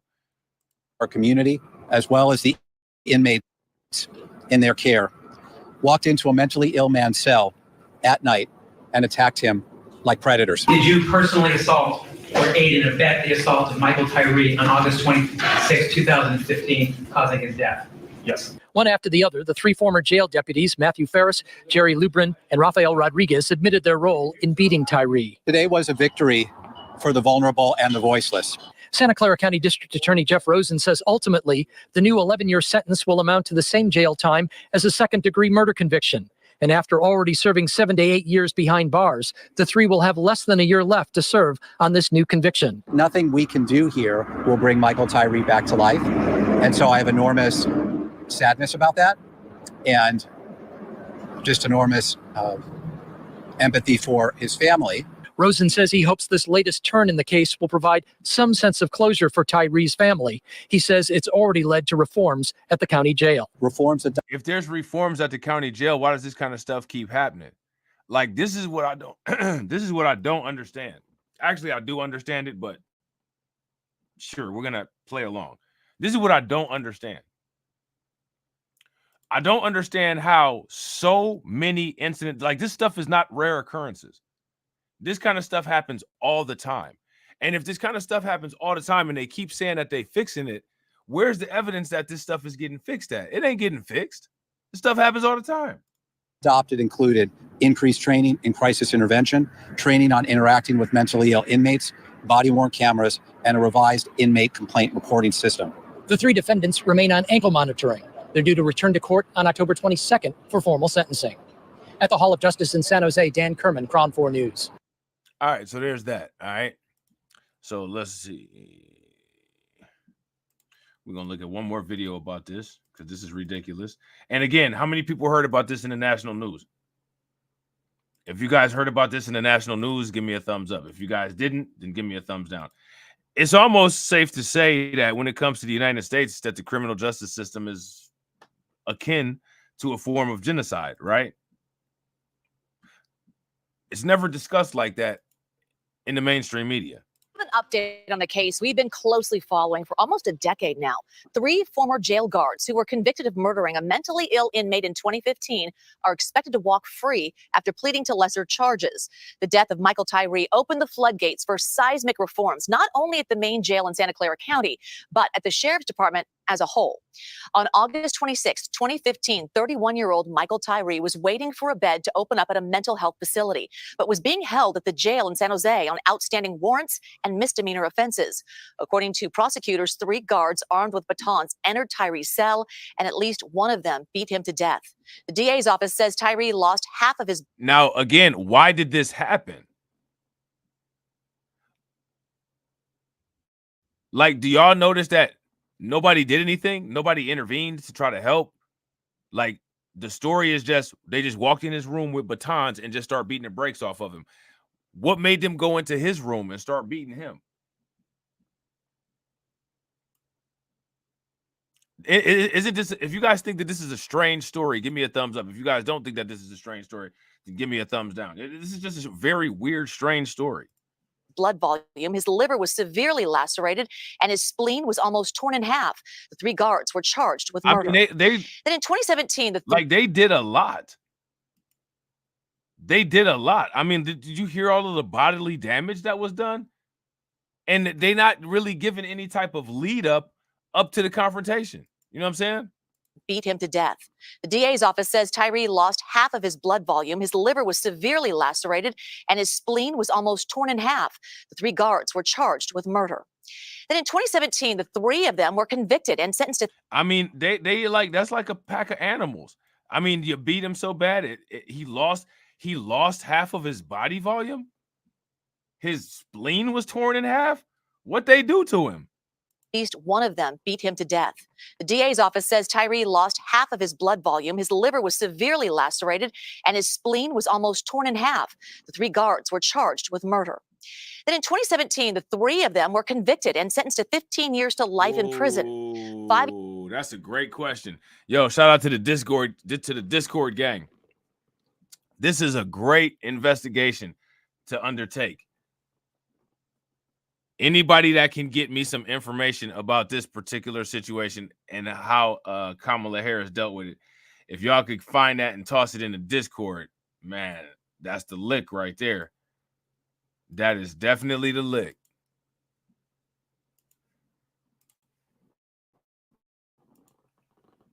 Years later, a new state law passed saying for a murder conviction to stand, the accused has to be considered the actual killer of a person. Because that couldn't be done, the convictions were reversed. So that takes us to today in court, where our Kelsey Thord shows us how this case finally concluded.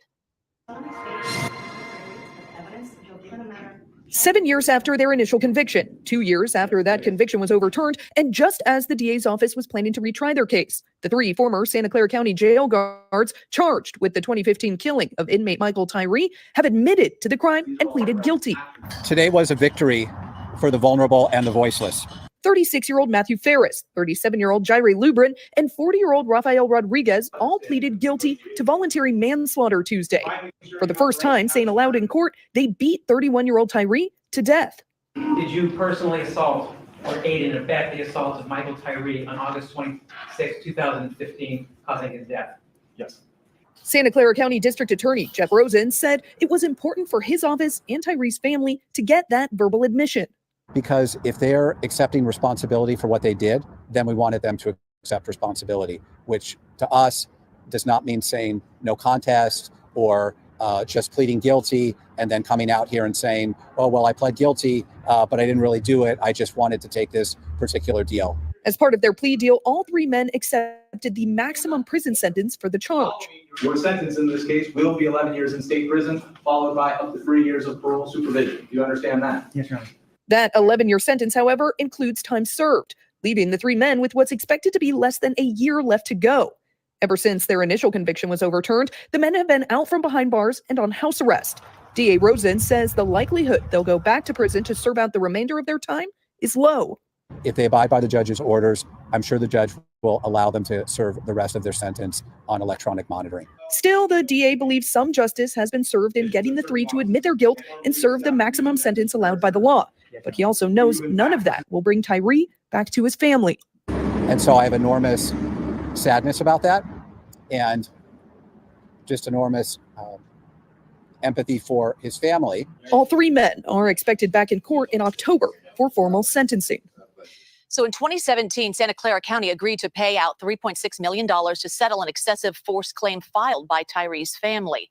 After his death, former Sheriff Lori Smith convened a blue ribbon commission to do a top-down review of the county's jails. But the panel ended up turning on her, urging the Board of Supervisors. Now, how does this happen? See, when somebody tried to get some reform done, or when somebody tried to not even get any reform done, but get things looked at, then the panel turns around and turns on that person to block the oversight from happening. You guys see that?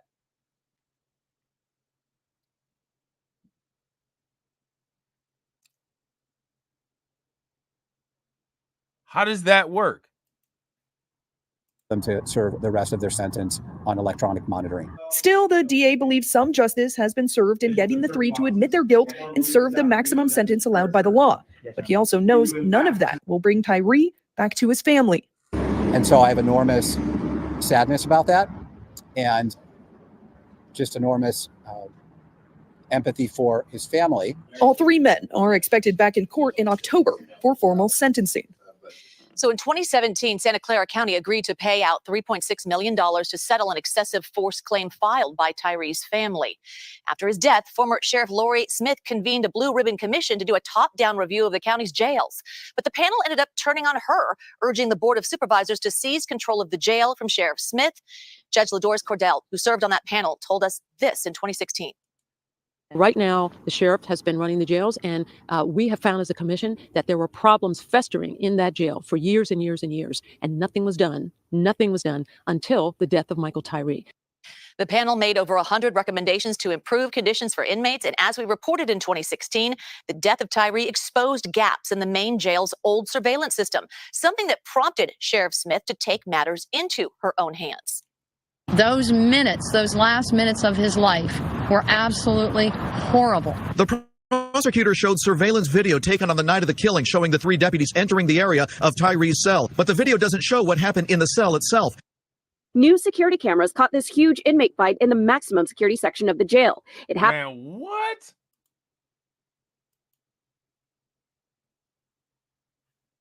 They just got it going like the Wild Wild West out there. Do y'all see that? Yeah, shout out to John Guillory. John says, I wonder what Tatum feels about this case. We all know what he would say, that this was a justified beating. Absolutely, even without any evidence. Because I don't need no evidence. I don't need no evidence. Of the killing showing the 3 deputies entering the area of Tyree's cell, but the video doesn't show what happened in the cell itself. New security cameras caught this huge inmate fight in the maximum security section of the jail. It happened one day after the sheriff caused a stir for taking matters into her own hands. She went to Costco and bought the cameras, charging them to her personal credit card after she learned it would take 2 more years and $20 million before any more cameras made it inside the jail. The sheriff's department ended up installing almost 300 cameras in that jail that year, but Sheriff Smith couldn't escape the growing fallout from Michael Tyree's death and the problems exposed in the entire jail system that led to major changes. In the end, she resigned from office in 2022 after being found guilty of 6 counts of misconduct and corruption. Man, that's wild, man. That's a crazy twist to the story. That's a crazy twist to the story. Now, here go an actual crazy story. If you guys are enjoying this live stream, make sure you guys throw some flames, some thumbs up in the chat. If you're enjoying it and you haven't hit the like button yet, take a moment, hit that like button. Also, if you guys haven't subscribed to the channel, subscribe, hit that bell icon twice. Also, make sure that you are subscribed to the backup channels. All right, make sure that you guys are subscribed to the backup channels. How many people heard about this insanity that took place in St. Louis? Now, they want us to watch this video and decide who should be charged with police assault in this video. The video source is from Pedroli Law, LLC. New at 9, controversy tonight over video of this police scene that shows something different, depending on who you ask. The woman in the video says it shows she's the victim, while police and prosecutors call her behavior assault. Fox Files investigator Chris Hayes talked to all of the parties involved as he reveals the video at the center. No one disputes the cell phone video you're about to see shows an assault. The question for you tonight is who you think should be charged with assault. It was March 19th, 2023. That's 52-year-old Yolanda Green putting her hands on the back and shoulder of an officer. She says she was checking on her son in that pile. Oh, snap. Shout out to Brooklyn Queen. Make sure you guys show Brooklyn Queen some love. She is the 3rd stream sponsor. Please throw some flames, some radiation emoji, and some ducks in the chat for Brooklyn Queen for funding the organization. How do you think that we fund this organization, huh? We're not exactly the March of Dimes. Cash rules everything around me. Queen, get the money. Dollar bill, yo.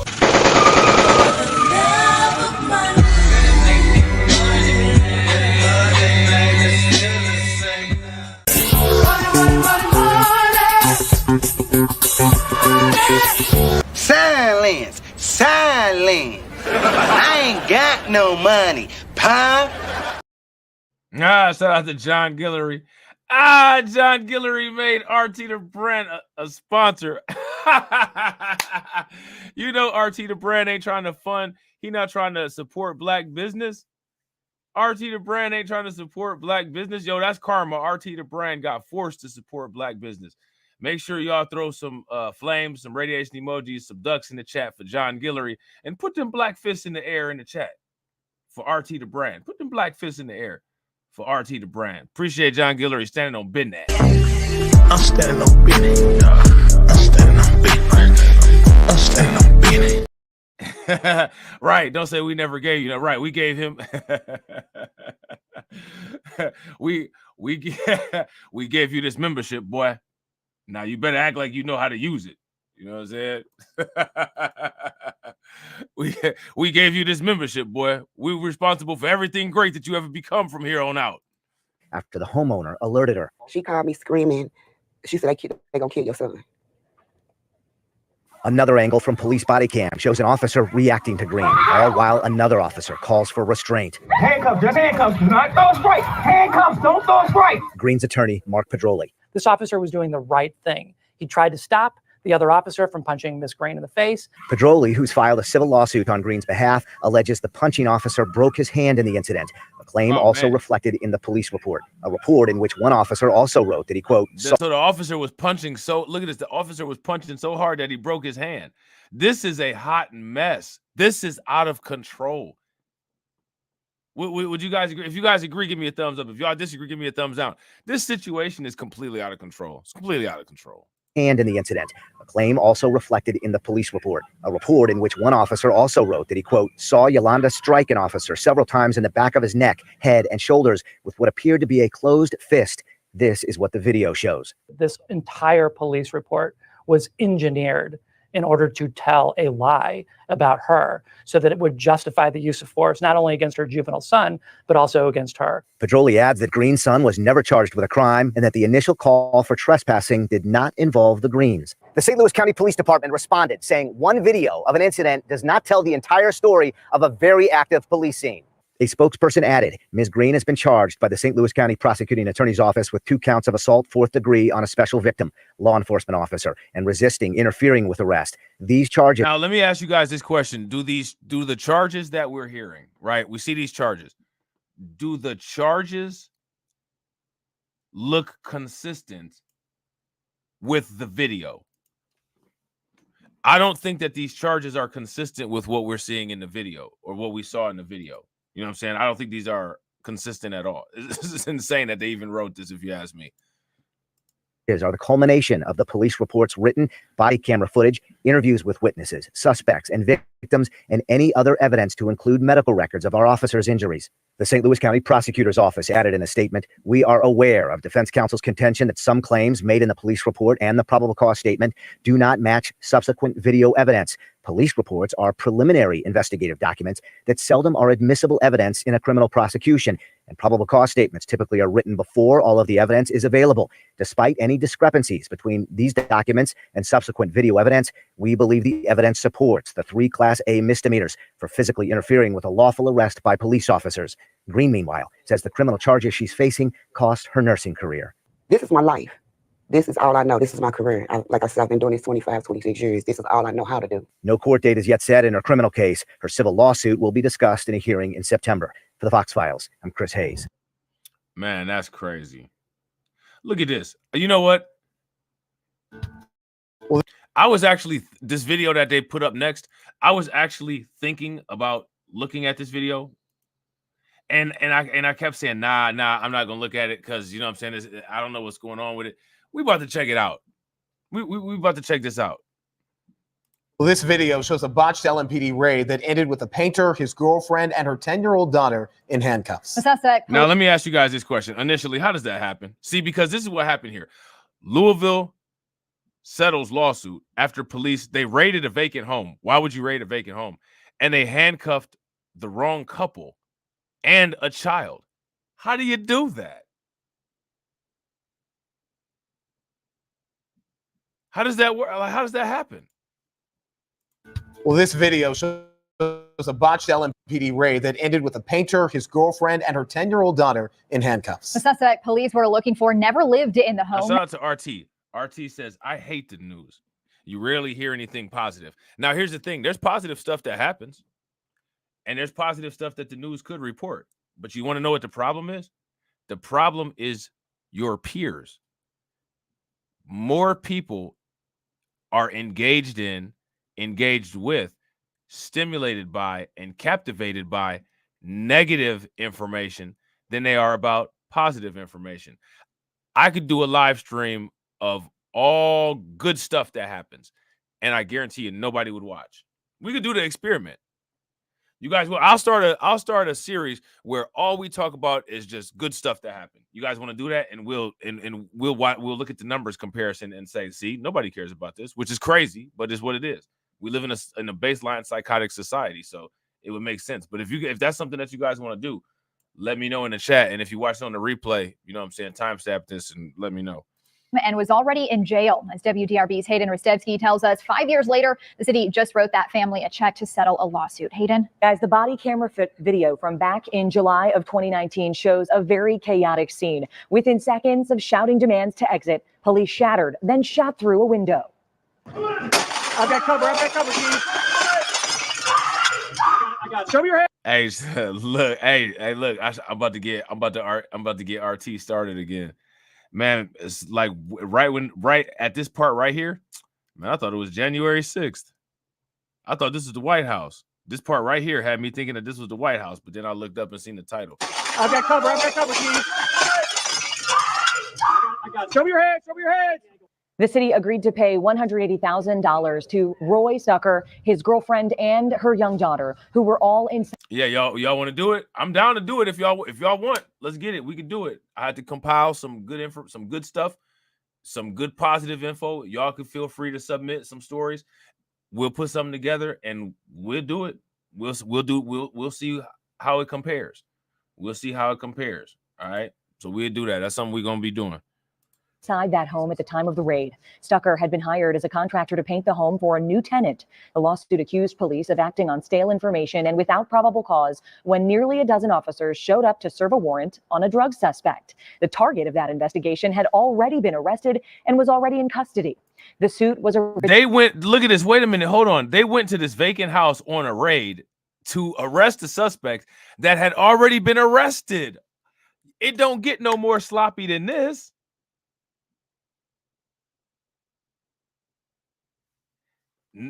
You found the right channel then, because this happens regularly, bro. This happens regularly.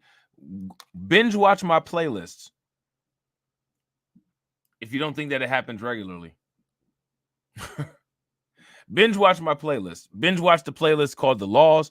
Binge watch the playlist called Crimecast if you don't think that this happens regularly.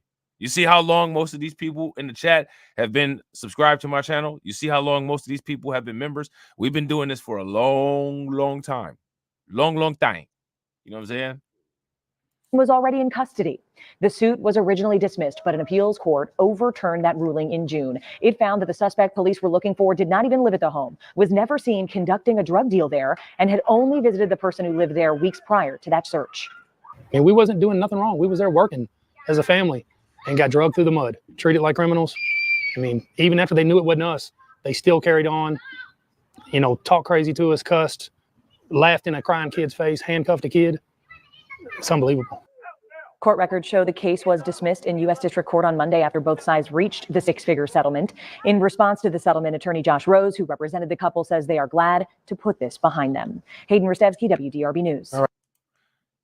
Man, that's crazy. Shout out to PJ Allen. What's good with it, bro? Yeah. Now they see how we feel. Facts. Now, you notice how they didn't say that out loud though, right? But now, you know, Trump got a couple court cases and, you know, man, we understand. You know, we understand. He just like us. You know what I'm saying? He just like us. You know what I'm saying? Now, who's that saying that? You got the people like Dinesh D'Souza and people like that. You know what I'm saying?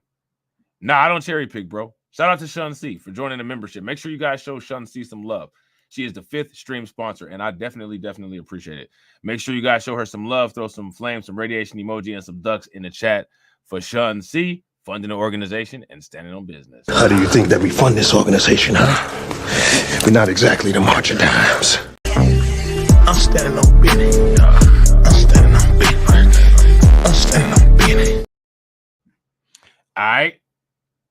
Welcome to the membership. Make sure y'all show her some love. This story right here,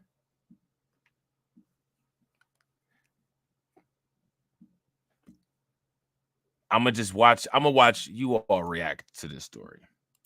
So we finna watch you all react to this. Now here at 4 o'clock, a man at the center of a murder-suicide had just gotten out of jail a day before the tragedy. This is Daquan Jones. Police say that he shot his 6-year-old daughter, her mother, and 2 others before turning the gun on himself. Thank you for joining us. I'm Dan Haggerty. Why? What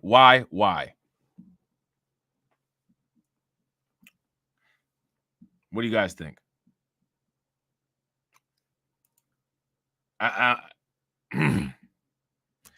Shout out to Jesse. What's good with it, bro? When I'm telling you guys, when I hear like these kind of stories right here, these kind of stories irk the crap out of me.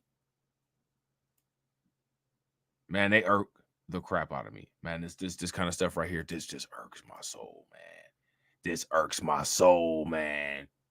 For real. Facts. Windows are rug. Ultra pookie, bro. Now here at 4 o'clock, a man at the center of a murder-suicide had just gotten out of jail a day before the tragedy. This is Daquan Jones. Police say that he shot his 6-year-old. Shout out to Deneen. If you guys remember that video, throw some flames in the chat. Deneen said, I'll never forget a video of a white man getting arrested at the airport. He kept yelling, "Why are you treating me like a black man?" I wonder if he then thought, oh my goodness, at some point I've said racism doesn't exist. Probably not, because they all know that when they say that, it's not the truth. They just say it just to say it. You know what I'm saying? Daughter, her mother, and 2 others before turning the gun on himself. Thank you for joining us. I'm Dan Haggerty. And I'm Lena Tillett. This is just horrific. This 6-year-old little girl is now fighting for her life. Her mother, Kiera Massenberg, was killed. WRAL's Chelsea Donovan has been digging through the suspect's criminal history. Joining us now live, Chelsea. Jones had a lengthy history of violence toward women. Yeah, that's certainly right, Lena. Let's set the scene, though. We're here where that horrific crime ended at this home in Nash County, and that's where authorities say Daquan Jones shot and killed himself inside this home. We want to zoom in and show you that front right bedroom window. You can see evidence of that bullet hole, and that's where we understand from the homeowner, Mr. Alston, who lives inside here, said that occurred. We understand that Daquan Jones, in the early morning hours of Sunday morning, came to this house with bloody clothes on. His friend confronted him and said, "What's going on?" He said his girlfriend, Kiera Massengill, was in his car outside asleep, but when Mr. Alston went to check on her, she in fact was deceased. This is 27-year-old Kiera Massenberg, killed. She was only 27.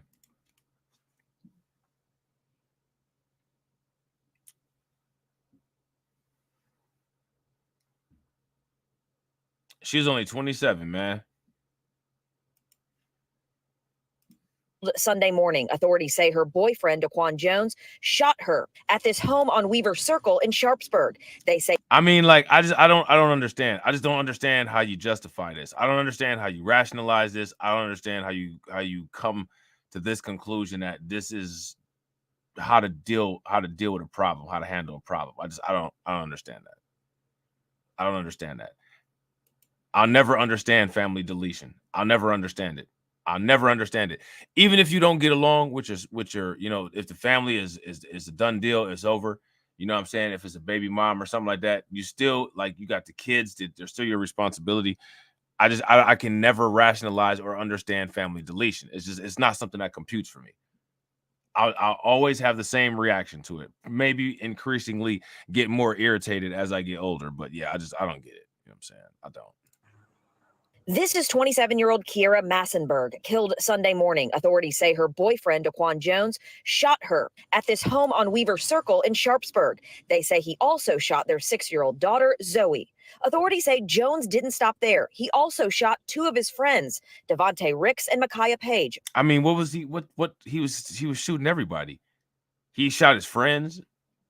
I mean, what justifies this? You know, there's some nut job out there that will probably try to come up with some type of rationale, some type of justification for this. But you can't justify this. You can't justify this. You know what I'm saying? It's ridiculous. Both now recovering. Jones then got in his car and dropped his wounded 6-year-old daughter off here at this home on Lee Road. He then drove about 20 minutes north to this home in Gold Rock in Nash County. Why didn't he take the 6-year-old to a hospital? I'm going to just leave her here. Why wouldn't you take her to a hospital, fool? Like, I can't with, man, look. Say Jones didn't stop there. He also shot 2 of his friends, Devontae Ricks and Micaiah Page, both now recovering. Jones then got in his car and dropped his wounded 6-year-old daughter off here at this home on Lee Road. He then drove about 20 minutes north to this home in Gold Rock in Nash County, where he shot. So you missed, you clearly missed all the white people stuff. Anybody want to catch RT up to speed about what's going on where the white people are living at? Because they got worse stuff going on than this. And honestly, this right here, family deletion, familicide, which is what this called, This occurs at the highest rates in white communities. The white community does this at a 70% rate, bro. Did you know that? You know how we commit 13, or how we are 13% of the population and commit 55% of the violent crimes? Did you know that white people are 70% of the population and commit 70% of familicides? Did you know that? It's not foreign to you if you live in the suburbs. If you live in the rural area or the suburbs, this is more than likely happening somewhere on your street. You know what I'm saying? You just don't have to worry about it, though, because it's white on white crime. So it wouldn't, you wouldn't have to worry about it. You know what I mean? It wouldn't affect you in any kind of way. Unless, you know what I'm saying, one of your neighbors that you like got took out. But yeah, you wouldn't be a victim of this because this is white on white crime that does happen. You know what I'm saying? Himself inside. Authorities then found Kiera Massenberg in his car, dead in the back seat. I found out today Jones has a history of domestic violence with Massenberg, last year threatening her by saying, "Do you think I'm playing? I'm going to hurt you," according to the Edgecombe County Sheriff's Office. And just 1 month ago, on July 15th, court records show he was arrested for felony assault for punching Kiera in the face, knocking her teeth out, What and the fracturing her nose. What? And see, like, you got to, why would you stay with somebody like that, man? Why would you stay with somebody like that does that? That you know what I'm saying? Like, jeez. All right, so I want to share a statement that Sheriff Calvin Woodard of Wilson County shared with us today. He said this is an incident that is disheartening to the community and to all the families that will endure this pain for the rest of their lives. Mr. Jones's actions have restricted a child from having a chance to enjoy life, play with dolls, go to prom, and tell her mother that she loves her every day. We understand, Lena, as you mentioned in the earlier part of the newscast, that 6-year-old Zoe Jones is fighting for her life. We hope to have an update for you in our later newscasts. We're live in Nash County. Chelsea Donovan, WRL News. Shouldn't no 6-year-old be fighting for their life as a result of some parental messiness, man? That just, you know what I'm saying? Like, man, come on, parents, man. Come on, parents. You know what I mean? Like, come on, parents. Now we're going to talk about the white neighborhood. I was going to get out of here real quick, but we got to talk about the white neighborhood since RT brought it up. This is in the same county that I live in, but not in the city that I live in. Shout out to the mods or anybody in the chat that's got a little bit of time. Do me a favor and look up the racial demographics of Stowe, Ohio. Taco Bell murder suicide. Stowe police say man, woman did not know each other. What? And we're going to talk about this again next time we do them folks over there. But we're going to take a look at this. Okay.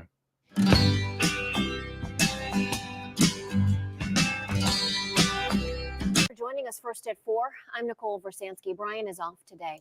Northeast Ohio is still in shock over the senseless murder of a young woman at a Taco Bell drive-thru. The community really coming together to support. Yeah. Shout out to my man, Deformed Pretty Boy. What's good with it, bro? So, yeah. So pay very close attention to this. Somebody look me up the racial demographics of Stowe, Ohio.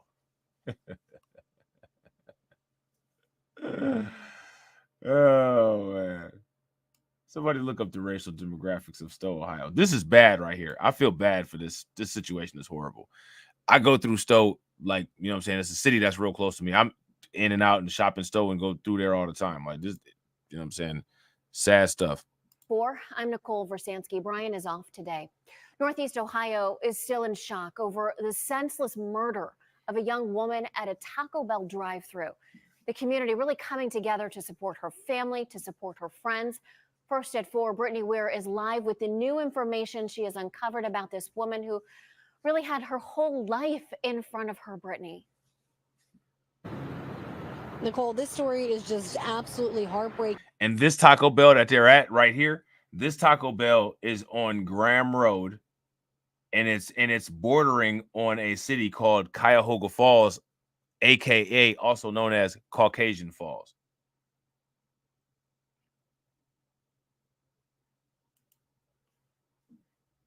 Just saying. Shout out to John. with the demographics. Racial makeup of the city was 93% white, 2.7% African American, 0.1% Native American, 2.4% Asian, 0.3% from other races, and 1.4% from 2 or more races.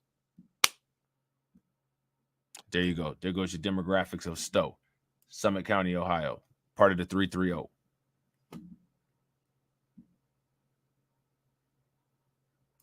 what I'm saying? Yeah.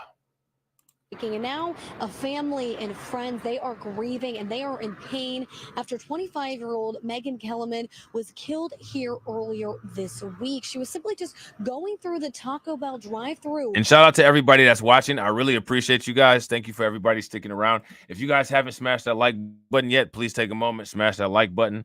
Also, if you guys have not hit that bell, please take a moment, hit that bell. We got 39 people watching and we got 71 likes. If everybody could bang on that like button, we only need 29 more likes to get to that 100. I know we could do it, so please help us do it. When the suspect rammed her car and then walked up to her car and shot her. Now, RT, I'm going to tell you something that's different about me versus people who you're usually in their chat of.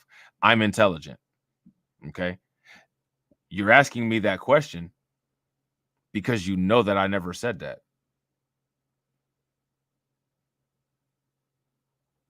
See how I did that? You're asking me that question because I never said that. I was very specific with what I said, and you heard what I said, and you can't refute what I said. So you're trying to divert to ask a question that I never attempted to make. I never attempted to make that point. Try again. You made it to the final boss. Let's try to beat the game.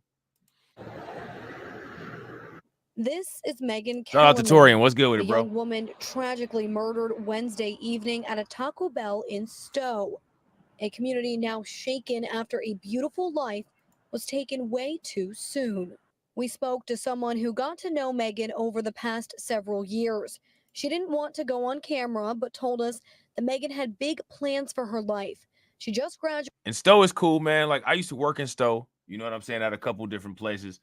You know what I'm saying? Now, Stowe is one of them type of places where, like, the cops, they be on some other stuff. You know what I'm saying? Like, they pulling over everybody. Everybody complains about getting pulled over in Stowe. You know what I'm saying? If you look up online issues and incidents, you probably won't see too much information about, like, insanity going on with Stowe. You got people that's out there that's, you know what I'm saying, on the weird side. I would say they're on the weird side, but they're the type of people who are on the weird side that stay to themselves. It's not where you're really going to be seeing Stowe in the national news about situations like that. This right here is you know what I'm saying, is not cool. You know what I'm saying? It's not a cool thing. This is actually foul. This is real foul. You know what I'm saying? Graduated with her master's from CSU. Kellerman also worked at So- shelter care. So she graduated with her master's from CSU. And when they talking about CSU, this on Channel 19, I'm damn near sure they talking about Cleveland State Kellerman University. also worked at shelter care. I'm pretty sure they talking about Cleveland State University. Kellerman also worked. And let me see. Hold on. Is this, she got the, yeah, see, and she got the green and white tassels. So I'm almost certain that this is Cleveland State University that they're talking about when they say CSU. Graduated with her master's from CSU. Kellerman also worked at shelter care in Talmadge, a mental health facility for families and youth. We were told that Megan also loved animals. Her dog Penny, who you can see here in this picture, went everywhere with her. Penny was in the car the night that she was murdered, and Stowe police were able to reunite Penny with Kellerman's family. And the Taco Bell here still remains closed. There is no word yet on when it will reopen, but we do know there is going to be a candlelight vigil this weekend for Megan and her family. It's going to be on Sunday at 7 p.m. in front of the Green at Stowe City Hall. Live in Stowe, Brittany Weir, 19 News. Yeah, man, that's that right there. Let me see something. Hold on real quick. I'm about to see. Let's see. Okay, so yeah. Now we're about to actually, we're going to take a look at this real quick. They got a video in the, in the New York Post. Let me see. Shout out to DSA. What's good with it, bro? Bro, what's good with you?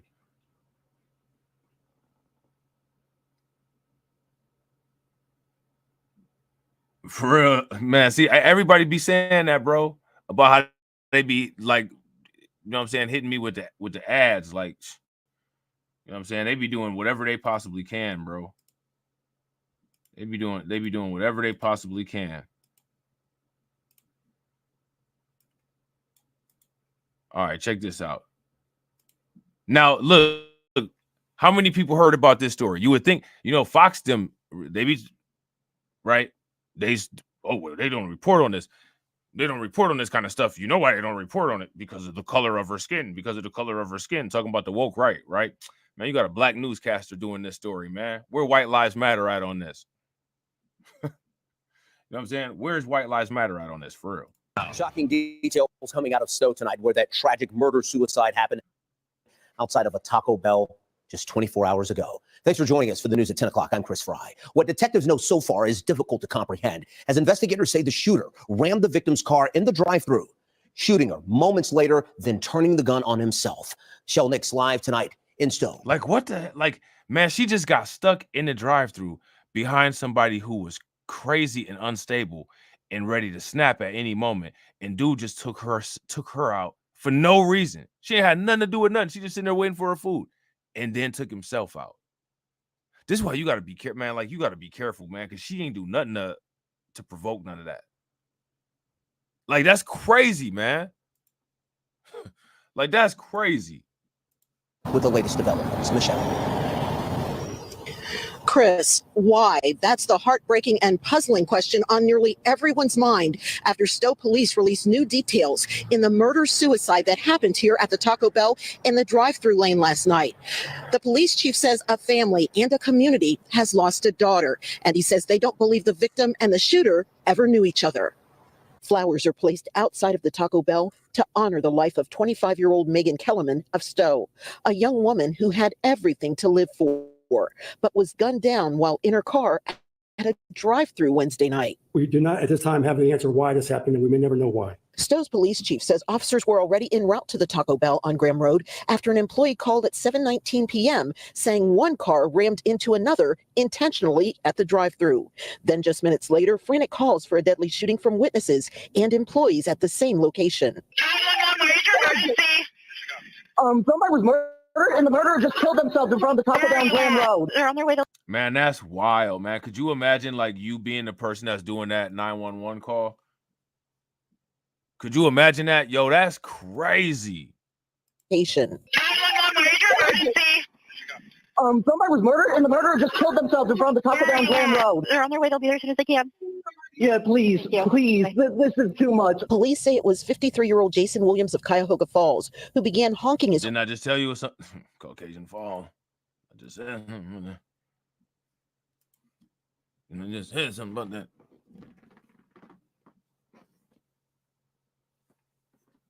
Now, I want you guys to pay very close attention. What's that Ted Cruz and Marjorie Taylor Greene and all of those people? None of those people are concerned about this.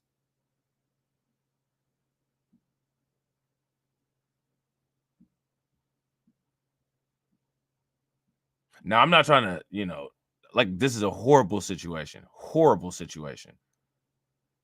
This woman did not deserve to die. You know what I'm saying? At all. And I'm in no means trying to disrespect anything about her death. You know what I'm saying? But as far as the mainstream media goes, I thought, you know, the Laura Ingrams and Tucker Carlson's White Lives Matter. You got one white life that was destroyed by crime. And you got, well, actually, you got two white lives that was destroyed by crime because this dude just decided to take himself out. Shout out to Neely Fuller Jr. Sometimes they just check out. Now, where's the news at about this? I mean, because, you know what I'm saying, like with birth rates, you know what I'm saying, the way that they at the bottom of the toilet, you really can't afford to be doing this. It's not really a good expenditure of time. Would you guys agree? I mean, if you agree, give me a thumbs up. If you guys disagree, give me a thumbs down. So, I mean, my question is, why you focused on Chicago when you got this going on right in the heartland? You know what I'm saying? I'm just saying. Police say it was 53-year-old Jason Williams of Cuyahoga Falls who began honking his horn and then crashed into Kellerman's car when she pulled in front of him in the drive-thru lane. But what could be called road rage escalated to the unthinkable. Witnesses reported that a male in the drive-thru line exited his vehicle, approached the car in front of his, and shot the driver. That's crazy. He then used a gun to kill himself. Stowe police released body cam video of the chaotic scene, the majority too graphic. But police did remove Kellerman's dog from the passenger seat and made sure it was checked over. We've also learned the victim called her father, like many of us would do, likely after her car was hit. Sadly, he was on the phone when police and paramedics arrived. Hello? Sir, go ahead and hang up. We'll give you a call back. Oh, damn. So the father probably heard the whole thing.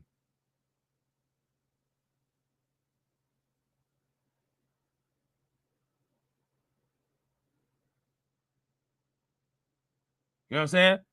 The father probably heard the whole thing, man. Man, look, man, like I said, I've always said this and I've always been consistent about this. No parent should ever have to bury their child, man. No parent should ever have to do that, man. He probably heard the whole thing. He was on the phone when they came to the scene. Man, that's crazy, man. And paramedics arrived. Hello?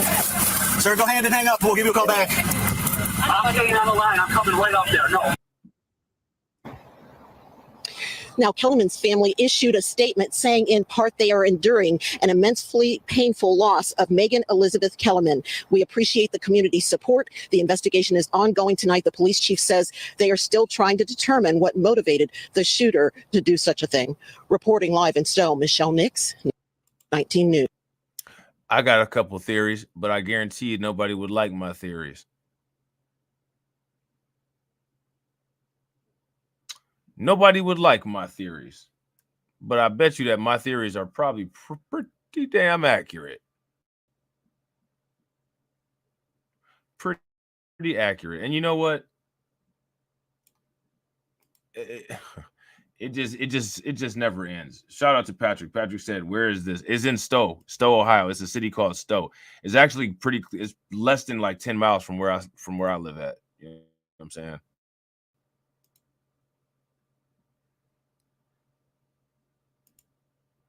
Now check this out right here.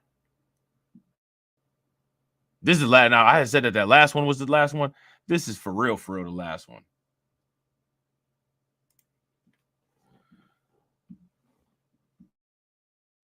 This will RT the brand's neighbors be doing stuff like this.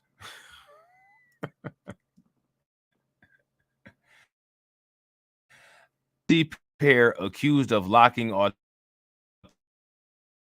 autistic child in trunk in filthy home covered in animal and human feces. I mean, why is there human feces all over the home? Why is there animal feces all over the home? Why is there feces all over the home?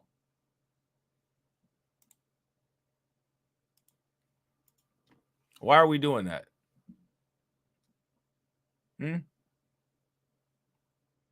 Why do your neighbors have feces all over the place? RT. Damn it.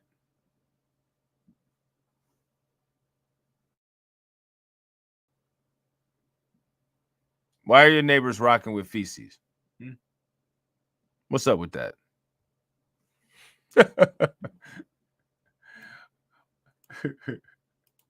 Why?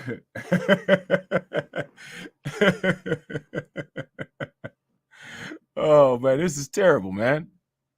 We're gonna take a look at this. Sorry, DJ Elmo. A Tennessee pair were arrested on child abuse charges after authorities learned they locked a 7-year-old autistic child in a storage trunk inside their disgusting, I don't want to gross anybody out, but you know what? Covered home. Mickey D. Moody and Sean David Moody were charged with aggravated child abuse and neglect and child endangerment after investigators searched their Elizabethton home for an unrelated case on Thursday, WCYB reported. After arriving at the home and meeting both Mickey and Sean Moody, as well as the 7-year-old, investigators learned that the child has autism and is nonverbal, according to the report. Okay. Let's see. A Tennessee Bureau of Investigations took Sean Moody into custody on a warrant, charging him with abuse of a vulnerable adult. Investigators conducted a search warrant of the house and discovered unsanitary living conditions that included wall outlets containing exposed wiring and animal and human you-know-what on the floor, according to the report. I mean, human on the floor? Animal on the floor? What y'all got going on in there? Why y'all living dirty like that?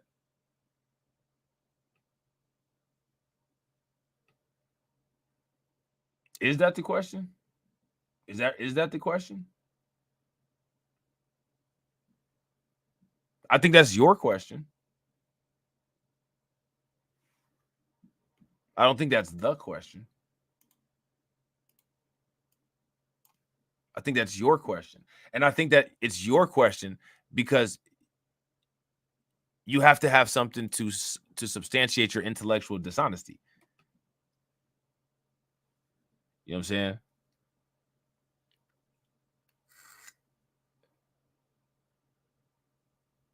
Let me ask you, what's safer, driving a car or flying a plane?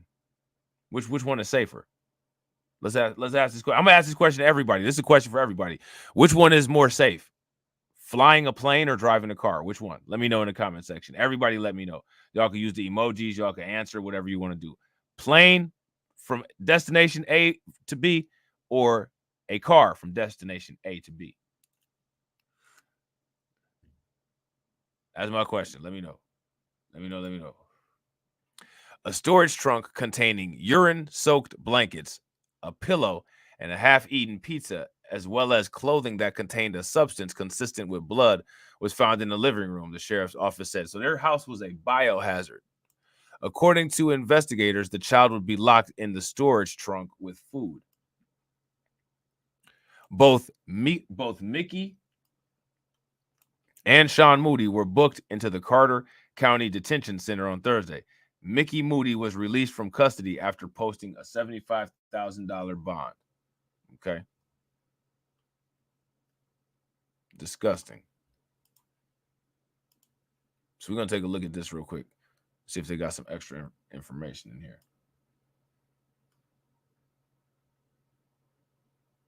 Oh, no, they don't.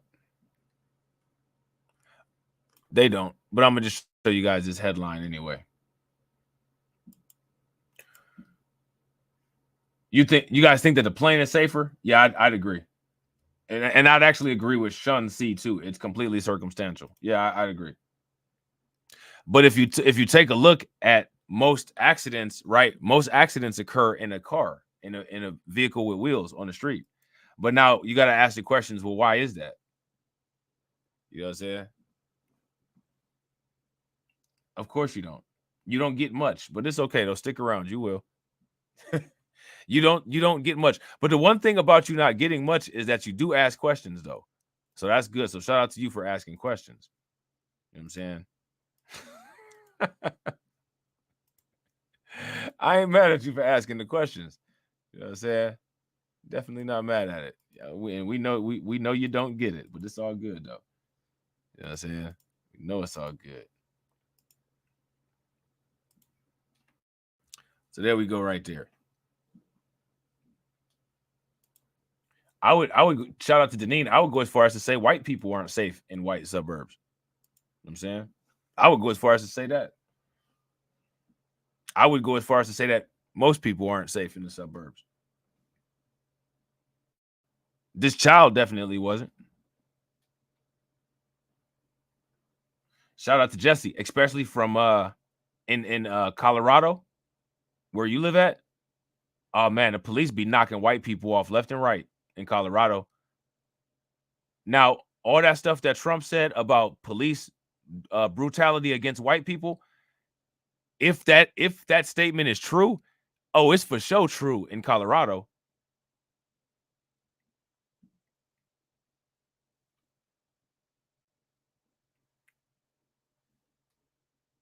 You know what I'm saying?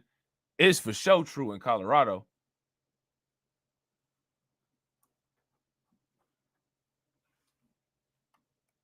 Now, he asked if I agree. I agree with Shun C. It's completely circumstantial.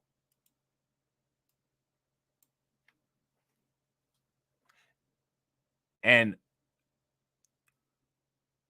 I guarantee you that RT the brand literally never does any kind of research on crime outside of where black people live, despite him living around white people, according to him. These are his words, not mine. Just to justify living around white people. But again, there's nothing wrong with living around white people. I'm not one of the people that is the police like that. You know what I'm saying? You shouldn't live around white people. You should live around your own. I think that that's kind of weird, inbred, you know what I'm saying, thought processes. I think you should move wherever your heart desires. However, I think that you should understand the realities and the complexities of wherever you're at, and you should understand them honestly. You shouldn't understand them to justify and satisfy your own internal biases that you may have because of, you know, having a weak mind or programming. You know what I'm saying? Yeah, you said dodge it like Barry Sanders. That's hilarious. 2 accused of locking 7-year-old child with autism in storage truck, charged with abuse in the suburbs, in the rural areas. You know what I'm saying? See this dude right here? He was just eating raw hamburgers with JT last night. 2 people accused of locking a 7-year-old autistic child in a storage trunk have been charged, according to the Carter County Sheriff's Office. All right, so this, for the most part, is they just literally did a reprint, you know what I'm saying, and put it in what do you call it? The New York Post. Man, look at all these people, man. Former University of Kentucky student pleads guilty in racist attack captured on video. Ooh. Republican political candidate loses support after doing what? Oh, man, this girl's going wild over here. These your neighbors, RT.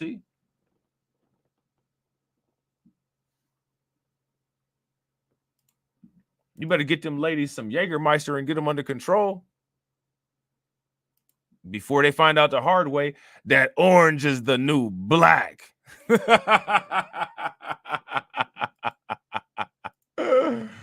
Oh, man.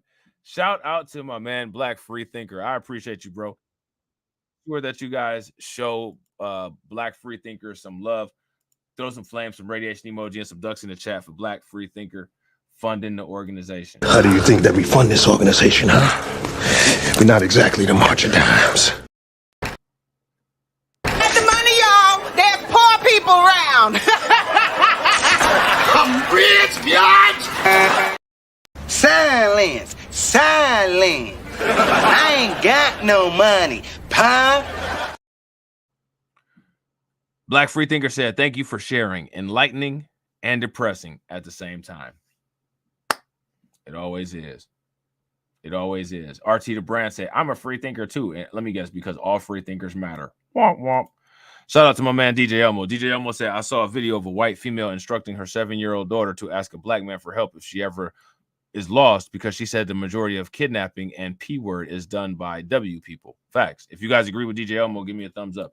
If you guys disagree, give me a thumbs down. I think I seen that video on, I think Torian did a video on that. And I think that I seen it on African Diaspora News Channel. You know what I'm saying? Shout out, ladies and gentlemen, to the stream sponsors. Y'all know the deal. Do not move. Let the music play. It'll take you into the next scheduled stream. Once you get there, make sure you guys please hit the bell. Make sure you guys hit the like button and make sure that you guys leave a comment. All right. I'm going to shout out the stream sponsors. Make sure y'all show them some love because, as y'all know, without them, there's no me. You know what I'm saying? Shout out to John Guillory. I appreciate you, bro. Shout out to Win Loser Rug. You already know. Shout out to Brooklyn Queen. Brooklyn Queen already knows. I definitely appreciate it. Shout out to John gifting the membership. I appreciate it. Shout out to Shun C becoming a member. And shout out to Black Free Thinker. I definitely appreciate it. And as always, ladies and gentlemen, walk up in the life. Yeah, I'm really him. Talking my shit like I'm really him. Hold up. Look, walking this bitch like, hey. Yeah, I'm really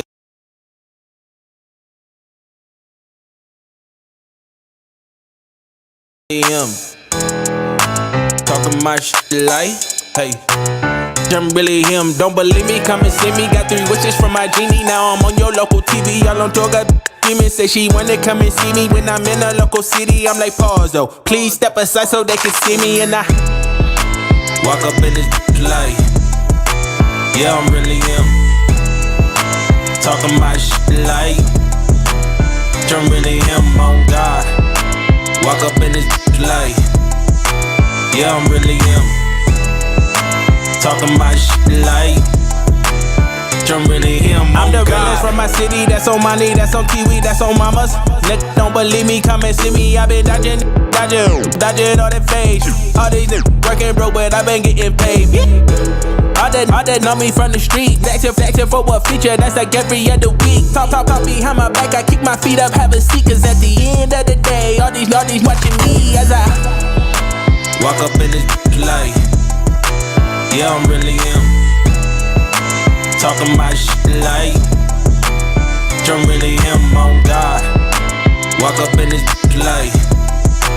Yeah, I'm really him.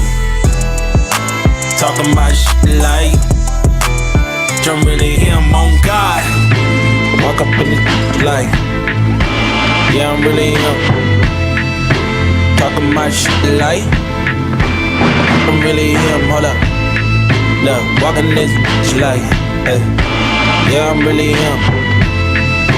Talking my shit like, hey. I'm really him. Hold up.